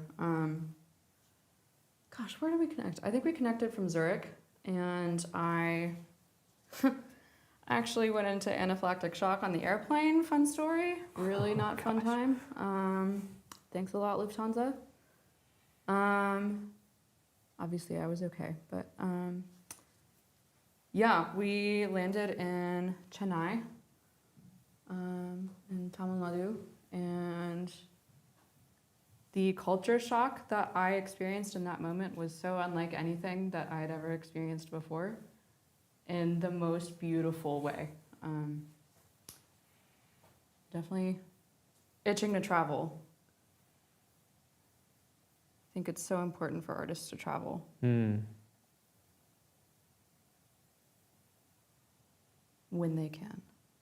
Yeah, I agree. What are some of your favorite places you've been, Louis? Ooh. Well, I mean, I lived in Italy for a while, and it's hard to beat Italy. But each one of my experiences has been so interesting and unique. You know, I loved Spain, but at the same time, I really enjoyed Germany too. ¿Hablas español? Gosh, no, not a lot. Enough to know that I can say no. Okay. Hey, you got that right. So I took Spanish in high school, and then when I switched over to Italian, all of my Spanish went out the window. But I didn't live in Spain. It's just one of the places I visited, and the experience was great. But Germany, man, I didn't realize how much I would enjoy it there. The only thing I would say is, you know, when you get used to the Italian cuisine, German food for me just didn't have the same the same appeal. Nothing against the Germans; they make wonderful food. It's just not the food I was used to. It ain't Italian. So, but to all my German friends, I had the most incredible experience, and I loved the country. It was so pretty. But I've also spent a decent amount of time in Belize, and that was a totally different experience. A lot of scuba diving and living on an island, and you know, there's a part of me that loves the island life. Spelunking in caves. Spelunking in caves, getting completely overtaken by bats. It was a Sounds crazy like a great experience. time. Yes, Actually, it was. Oh no, honestly, it kind of does sound like a good time. It was so good. So it made for really great stories. We did some night hikes through the jungle, and yeah, you know, some of those kind of experiences it's hard to beat. So really loved it. That's awesome. But once I started my career, traveling kind of stopped because it takes a lot of jet fuel to get the art career off the tarmac. So Yep.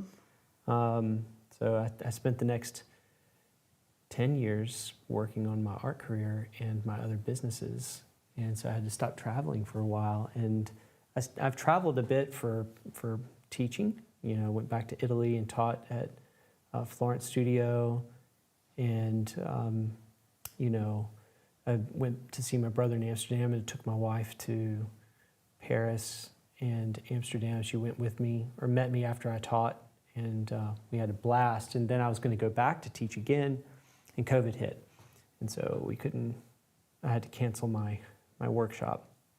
And that was the last major trip that my wife and I had taken. Did you go to the Van Gogh Museum? Yes, it was amazing. I've always wanted to go there. If you ever go, just make sure I've you always get wanted tickets to go. way in advance, you know, because they sell out quick. That was the best advice somebody gave me, is to get the tickets early. I feel like you and I always like accidentally make really terrible puns. Isn't it technically pronounced golf? Yes, I mean, heard somebody depending say that on, before. yeah. Depending on your nationality, I would assume this probably is the more correct pronunciation.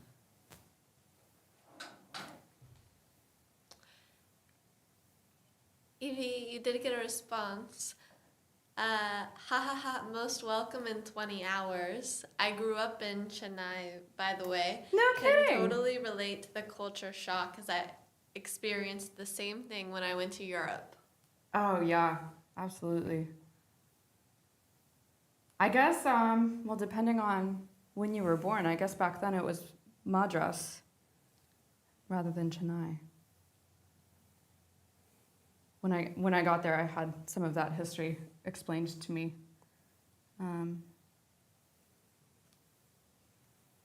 The name change. That's so cool. Chennai is an incredible city.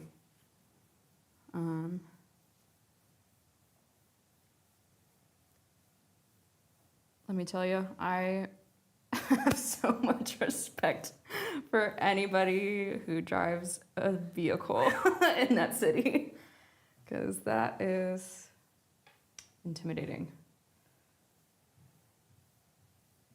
You ain't seen traffic until you've been to India. I bet.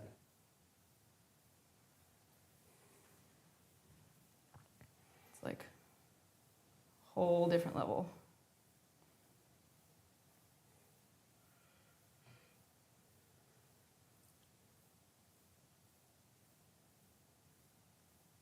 Right. Guess I need to give her a face.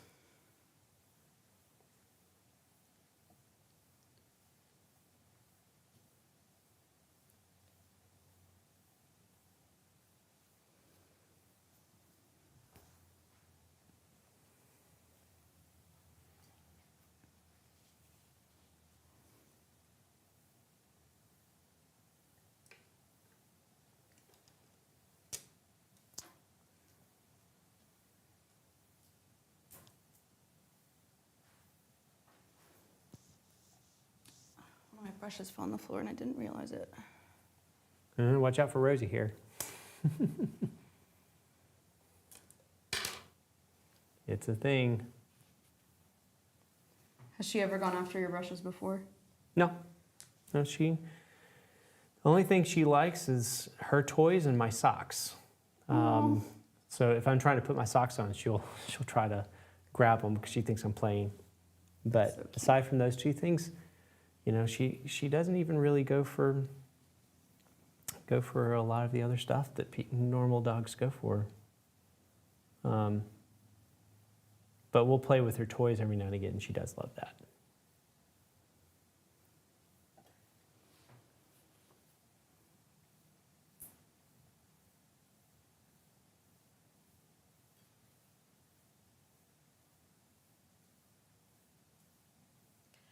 We have a couple comments.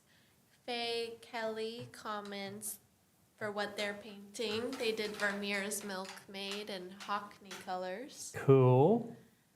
And then Judith, for their painting, tried to mimic the painting using orange, violet, and green. All right. Nice. Way to It's go, like everybody. kind of similar to what I'm attempting. Yeah. That's awesome. Yeah, I can't wait to see everybody's paintings. This is so cool.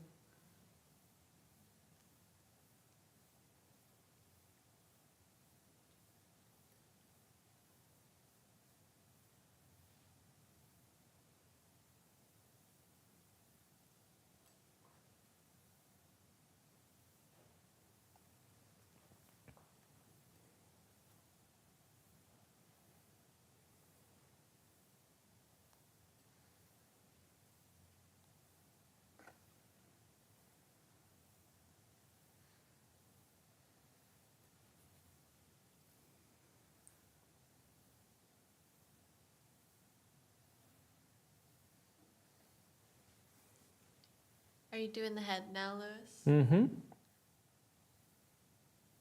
Getting it started at least. Woohoo. Finally. Gotta leave the best for last. Right.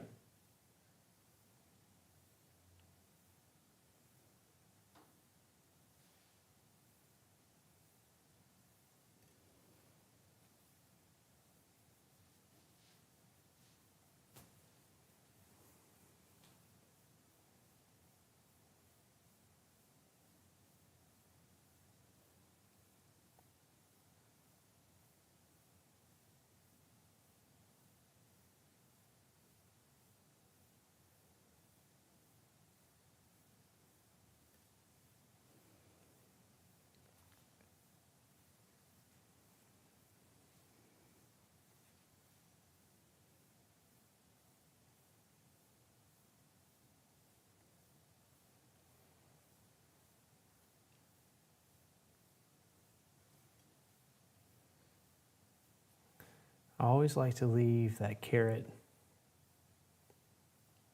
for me to get through the rest of the painting, Like if I can.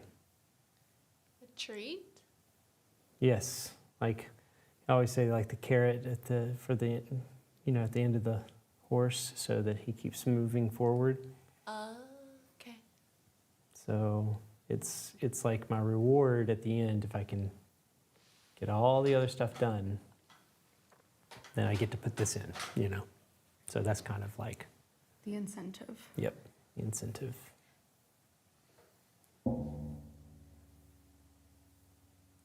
Just keep painting. Just keep painting. That's it.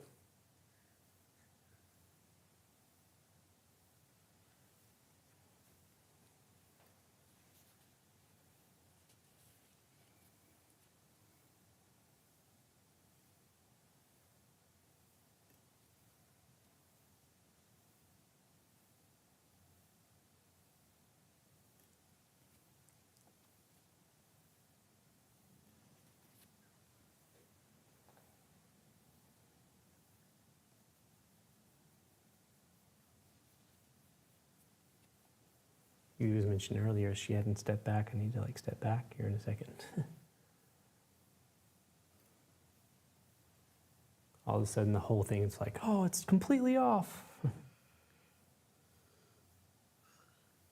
Oh no, I accidentally painted it upside down and I didn't even realize. Yeah, exactly. That would be impressive. That would be pretty impressive.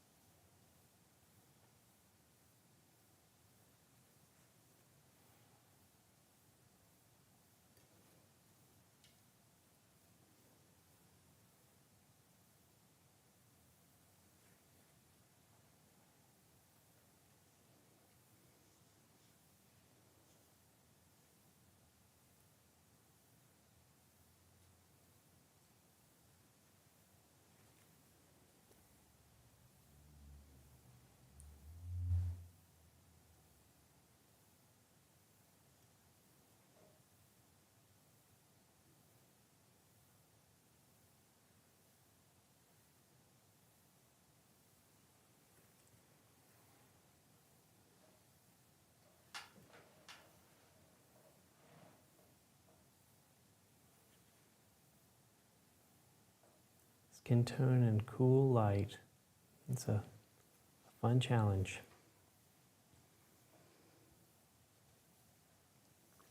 Tell me about it. So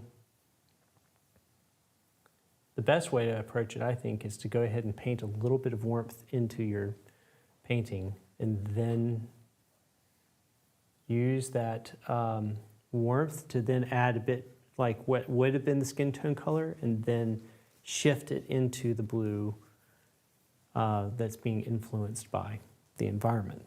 So that, I think that's the best approach for that, but making sure that my shadows still stay on the warm side, because the warmth is coming from the shadows in this painting. So it's almost like the shadow side didn't change much. It's the light side that changed the most.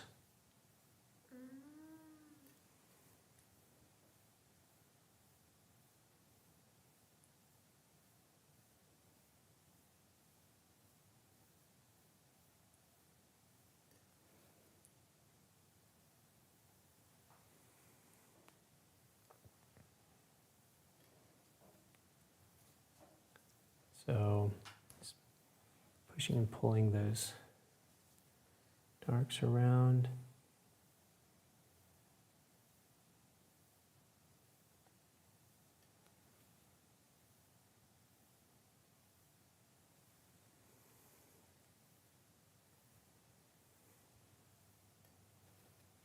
Maybe you make one little light dot for the ear there.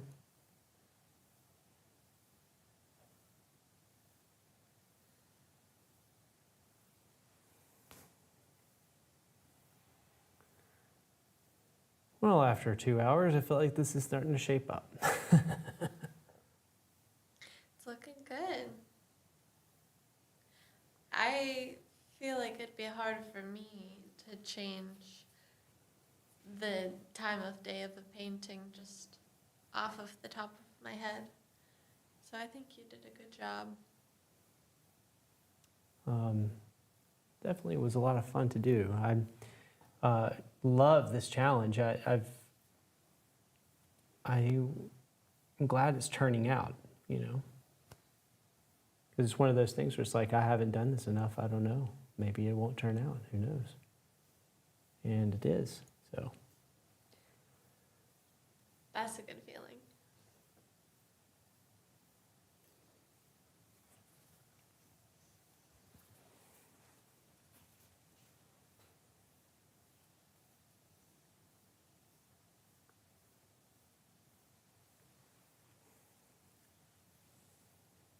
Evie, I like how you did the hair. Thank you. Your hair looks really good. Yeah, I feel like struggling with this, but you know what? That's okay.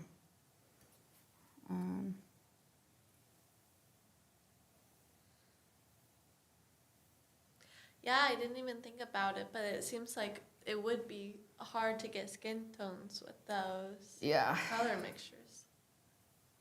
Yep. But you're doing it.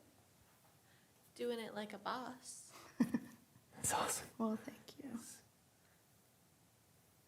Did any of y'all watch Hook growing up? So good. You're doing it, Peter. You're doing it. I don't know that. Oh, it's such a great movie. You gotta watch it. That would be a good Halloween movie to watch. Yeah. Oh, that's true. Be great to go as the Captain Hook from Hook. Gotta love Robin Williams. Yeah, and forever I didn't know it was Dustin Hoffman who played Hook. I was like, what? When I found that out, because like as a kid, you're not worried, you're not thinking about the actor, you know, Right. and then later on you make the connection and you're like, what? It's like, wait a minute. Cove Comments, thank you all so much for these live streams. I feel like you are all in my studio. The only thing better would be painting in person together. Well, that should be the next thing you do. Yeah. Come hang out, paint in person with us. Take a trip from BC. That's right.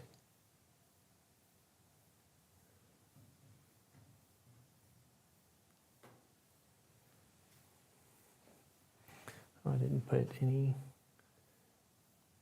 color down here on this little part.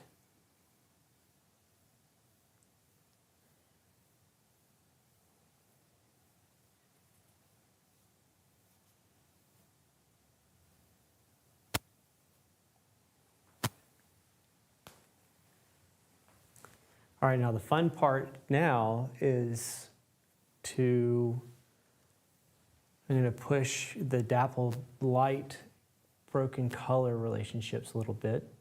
Since we have a little more time, I can just push towards the last 30 minutes. I'm just going to go in and keep pushing all of these like dappled light spots and creating some of these broken color moments I see happening. And like, this is a color study, so it really doesn't matter, but I think it'd be fun to do that in order for it to kind of have the same achievement, since we're making it a different colored painting.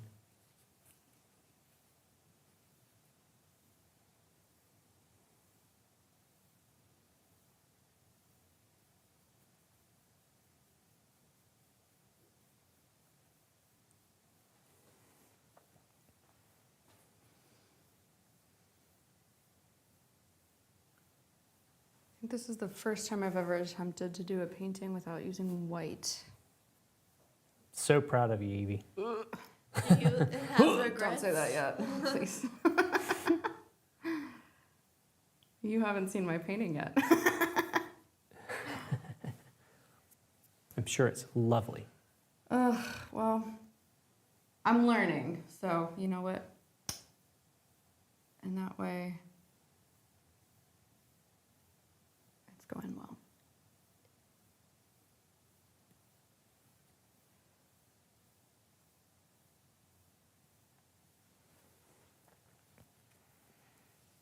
Oh, I didn't put that little beam down there at the bottom. Let's put that in.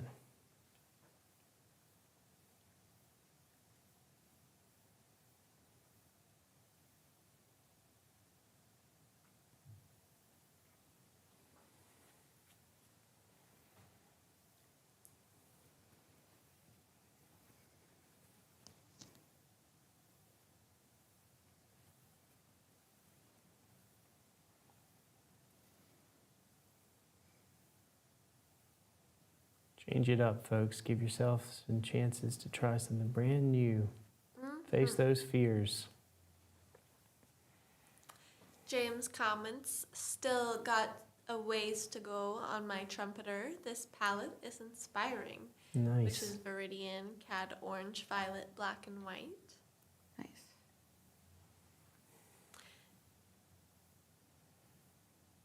And then Ambarish comments, well, I was born 5 years before they changed the name to Chennai in 96. Glad to have found this channel this week. Started the self-portrait I was putting off. Will share on Insta and tag. Yay. Good night. Nice. That's awesome. I Have can't a wait good to night. see it. Yeah, have a good night. Thank you for joining. It must be so late there. Yeah. Yeah, Like thanks for tuning in. 2:30 or something. And, to everybody living abroad, thanks for tuning in Yep. out of your Absolutely. time zone. Yeah.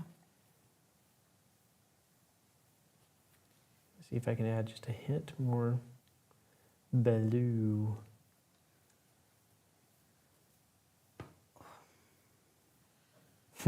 You heard it here, folks.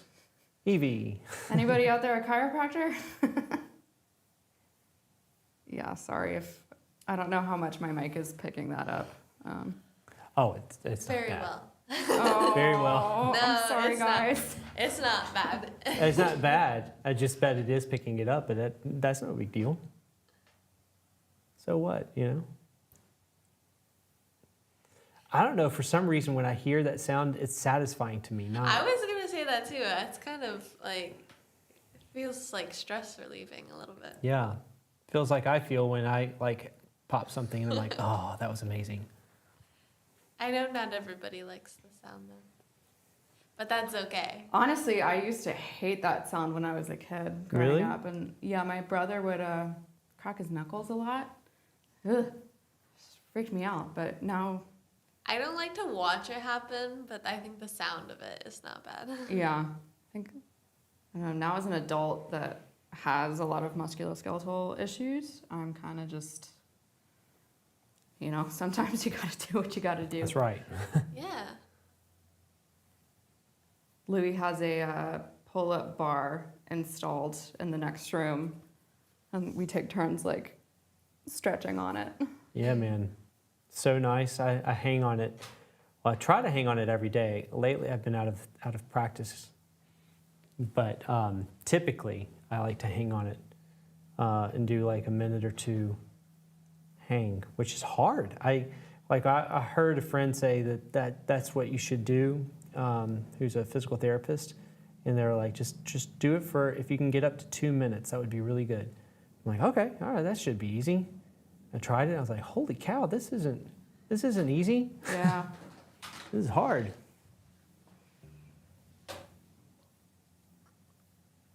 Let's see, in 2021, I tore three different ligaments and a tendon in my foot and had to do a bunch of PT. And I was on crutches for, I'm gonna say like 6 months or so. And man, yeah, PT is not easy. I think it's underestimated by a lot of folks, myself included. Kudos to you.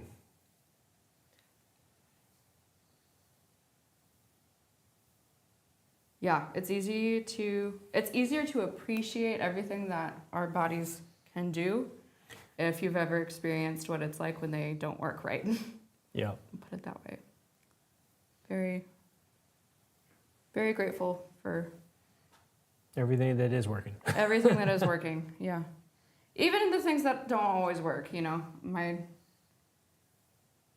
creaky knees and my messed up neck, still grateful for it.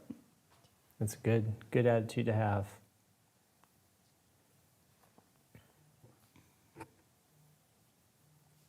Oh. Oh, I'm so sorry about that, folks. I forgot to Oh, put at my least it phone- wasn't one of the cameras, though. Yeah, that was me. I forgot to put my phone on Do Not Disturb. Sorry. It's okay.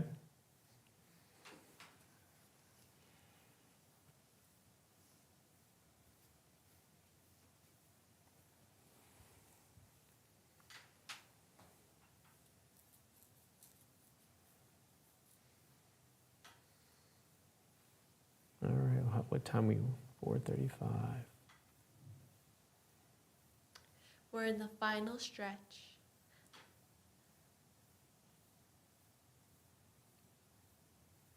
Yes, we are. Any specific thoughts as we move into wrapping things up? Yeah, I mean, the only thing I would say now is that I'm just working on trying to create some of the broken color harmonies that are in the sun version to exist in the moonlit version. So that's what I'm working on now, is to make sure that those relationships are happening in the way that makes it feel like a moonlit evening. So that's the main thing I'm working on now, is to make sure that those are there. And at some point, I'm gonna have to stop fussing with the face and just accept it for what it is and try to lock in everything else. Oof. I am on the struggle bus. It's okay, we've all been there.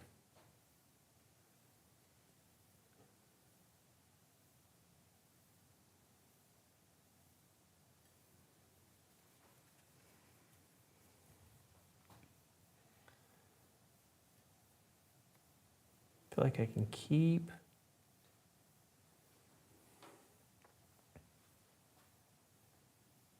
pushing the blue side of her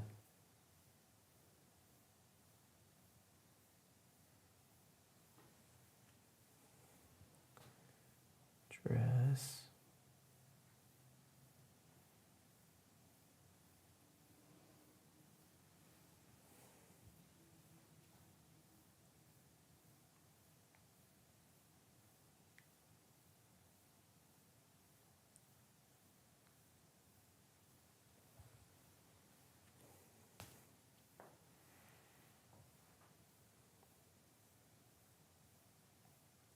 My favorite thing about doing these color studies is you get to get everything down pretty quickly, and then you get to like make sure that things are working, and then you can compare and push things and pull things. Whereas in bigger paintings, it just takes a lot more paint to do the same thing, and it can be a challenge.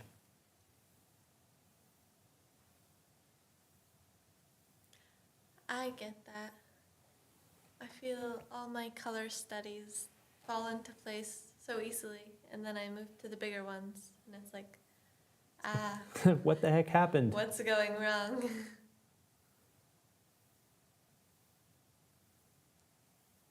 Yeah, there's an interesting phenomenon for people out there who are interested in some of the science, that your eyes are made up of rod and cones on the retina, and your rods are your value, and the cones are your color receptors, and the color receptors are much less than your rods.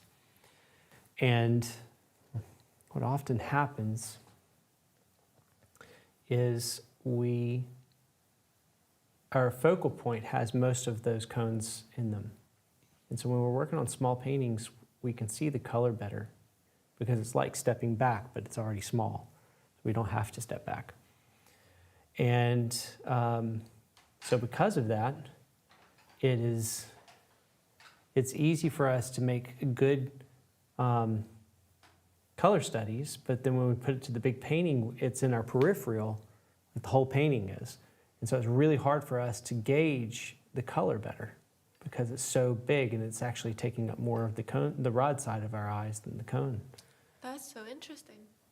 Yeah. So that's why it's a challenge for us when we like make a good harmonious color study, then we try to like put it to the big painting and how it just doesn't seem to have the same vibe. So to remedy that, Step back step back. a lot. That's the remedy. That is the remedy.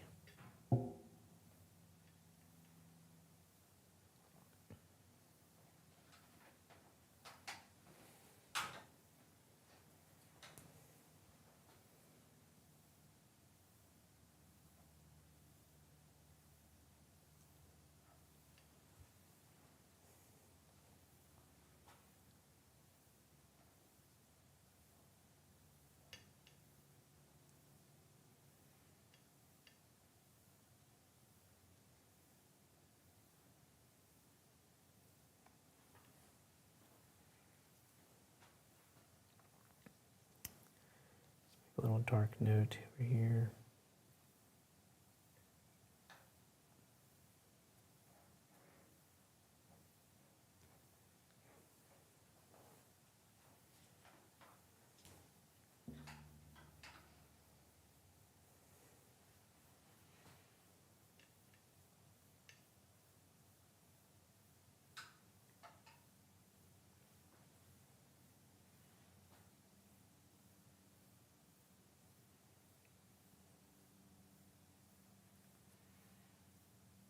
Hopefully, this is making the illusion for people to be able to see. Feel like it's moony.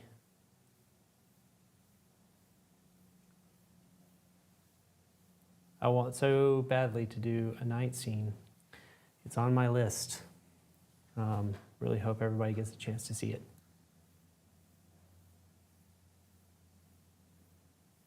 Sometime in the future. It's on my ideas list.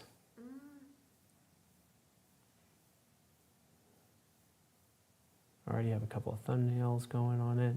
Ah, I need Let's to see. varnish my night scene. That's right, you got a night scene. I do. It's gonna be fun to varnish. Maybe I'll actually finally be able to get a good varnishing video. I feel like I see all these, artists online getting great varnishing videos, and then I try to do it, and just the angle is wrong. You can't really see it very well, and yeah. Maybe this time I'll finally get it right. some strategy going into it. Yeah, I think in the past I've done it in front of a window. That hasn't worked well in my favor. So I think I'm gonna try doing it with a different light source this time. Cross my fingers that that works better. Yeah, and you could set it up so that whatever the camera, the angle is seeing it at, pre-varnish, it's like the most sunken in you can make it look. Right. So that way, when you put the varnish on, it's like the most satisfying. That's it. Yeah, you want that yummy varnish moment. Yes. Everything falls into place. Life again.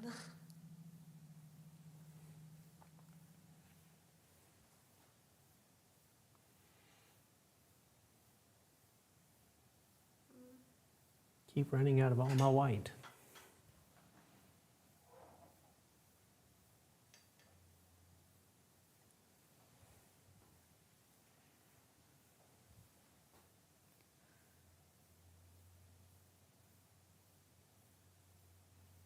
I'm excited to see your painting once it's varnished, DB. This one or the other one? No, the night one. Yeah, me too.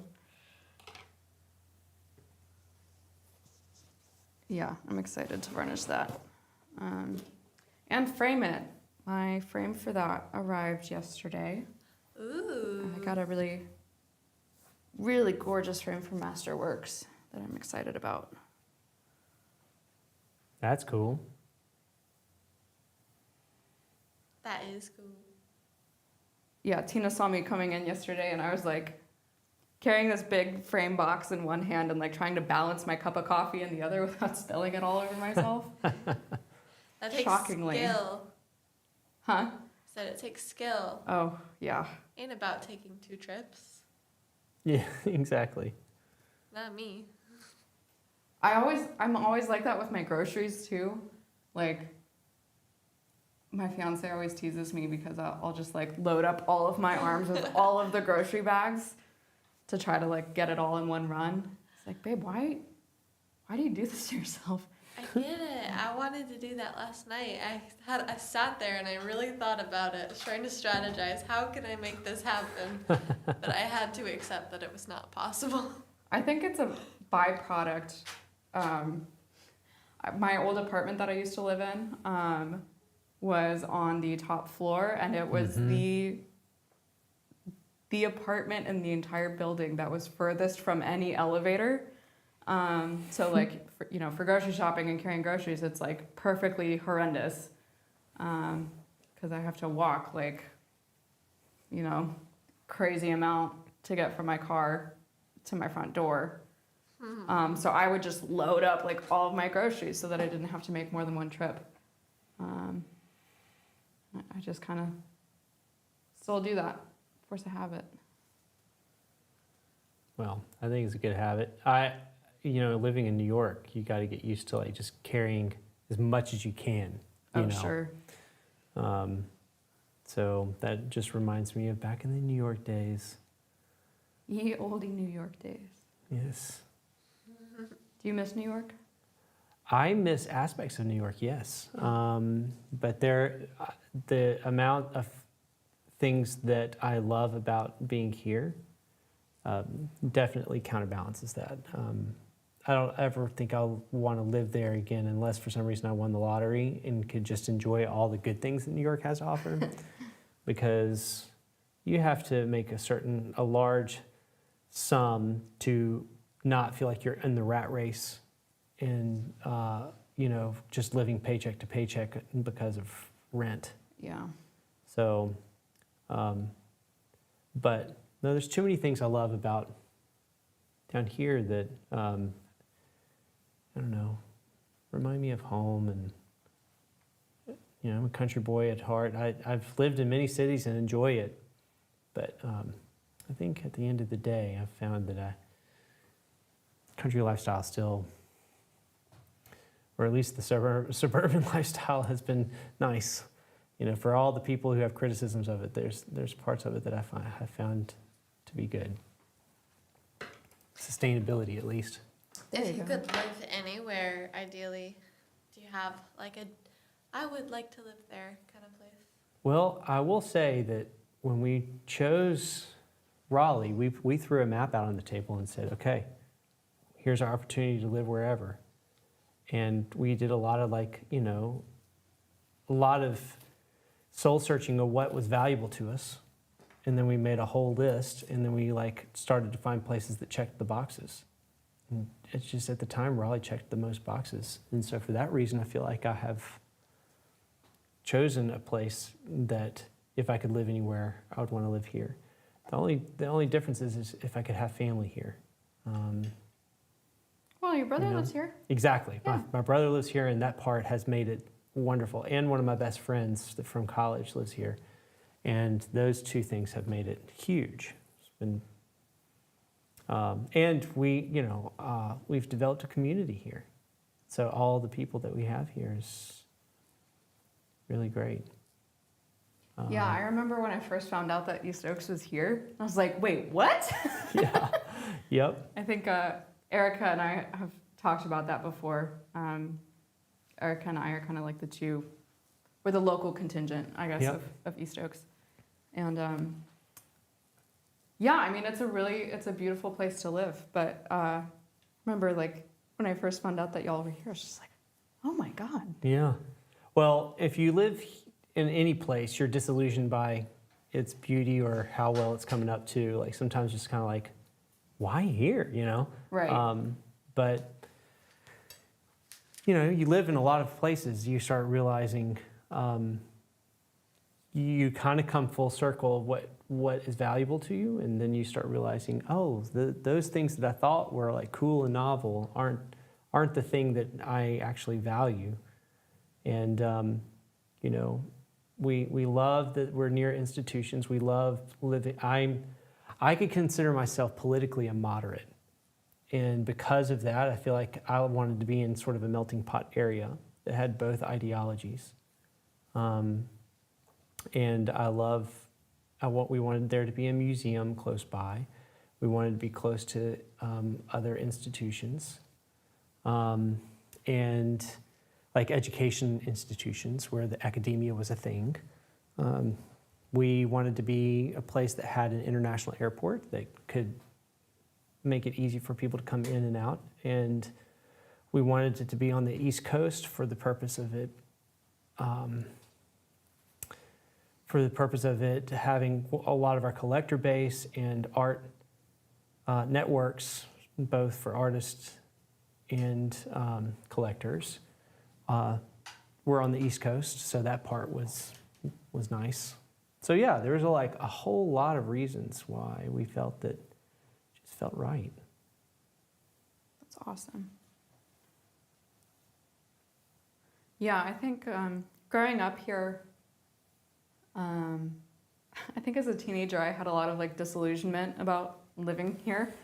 And it really wasn't until I was in my 20s and had spent several years living somewhere else that I realized, wow, this actually is a pretty great place to be. Yeah. It is.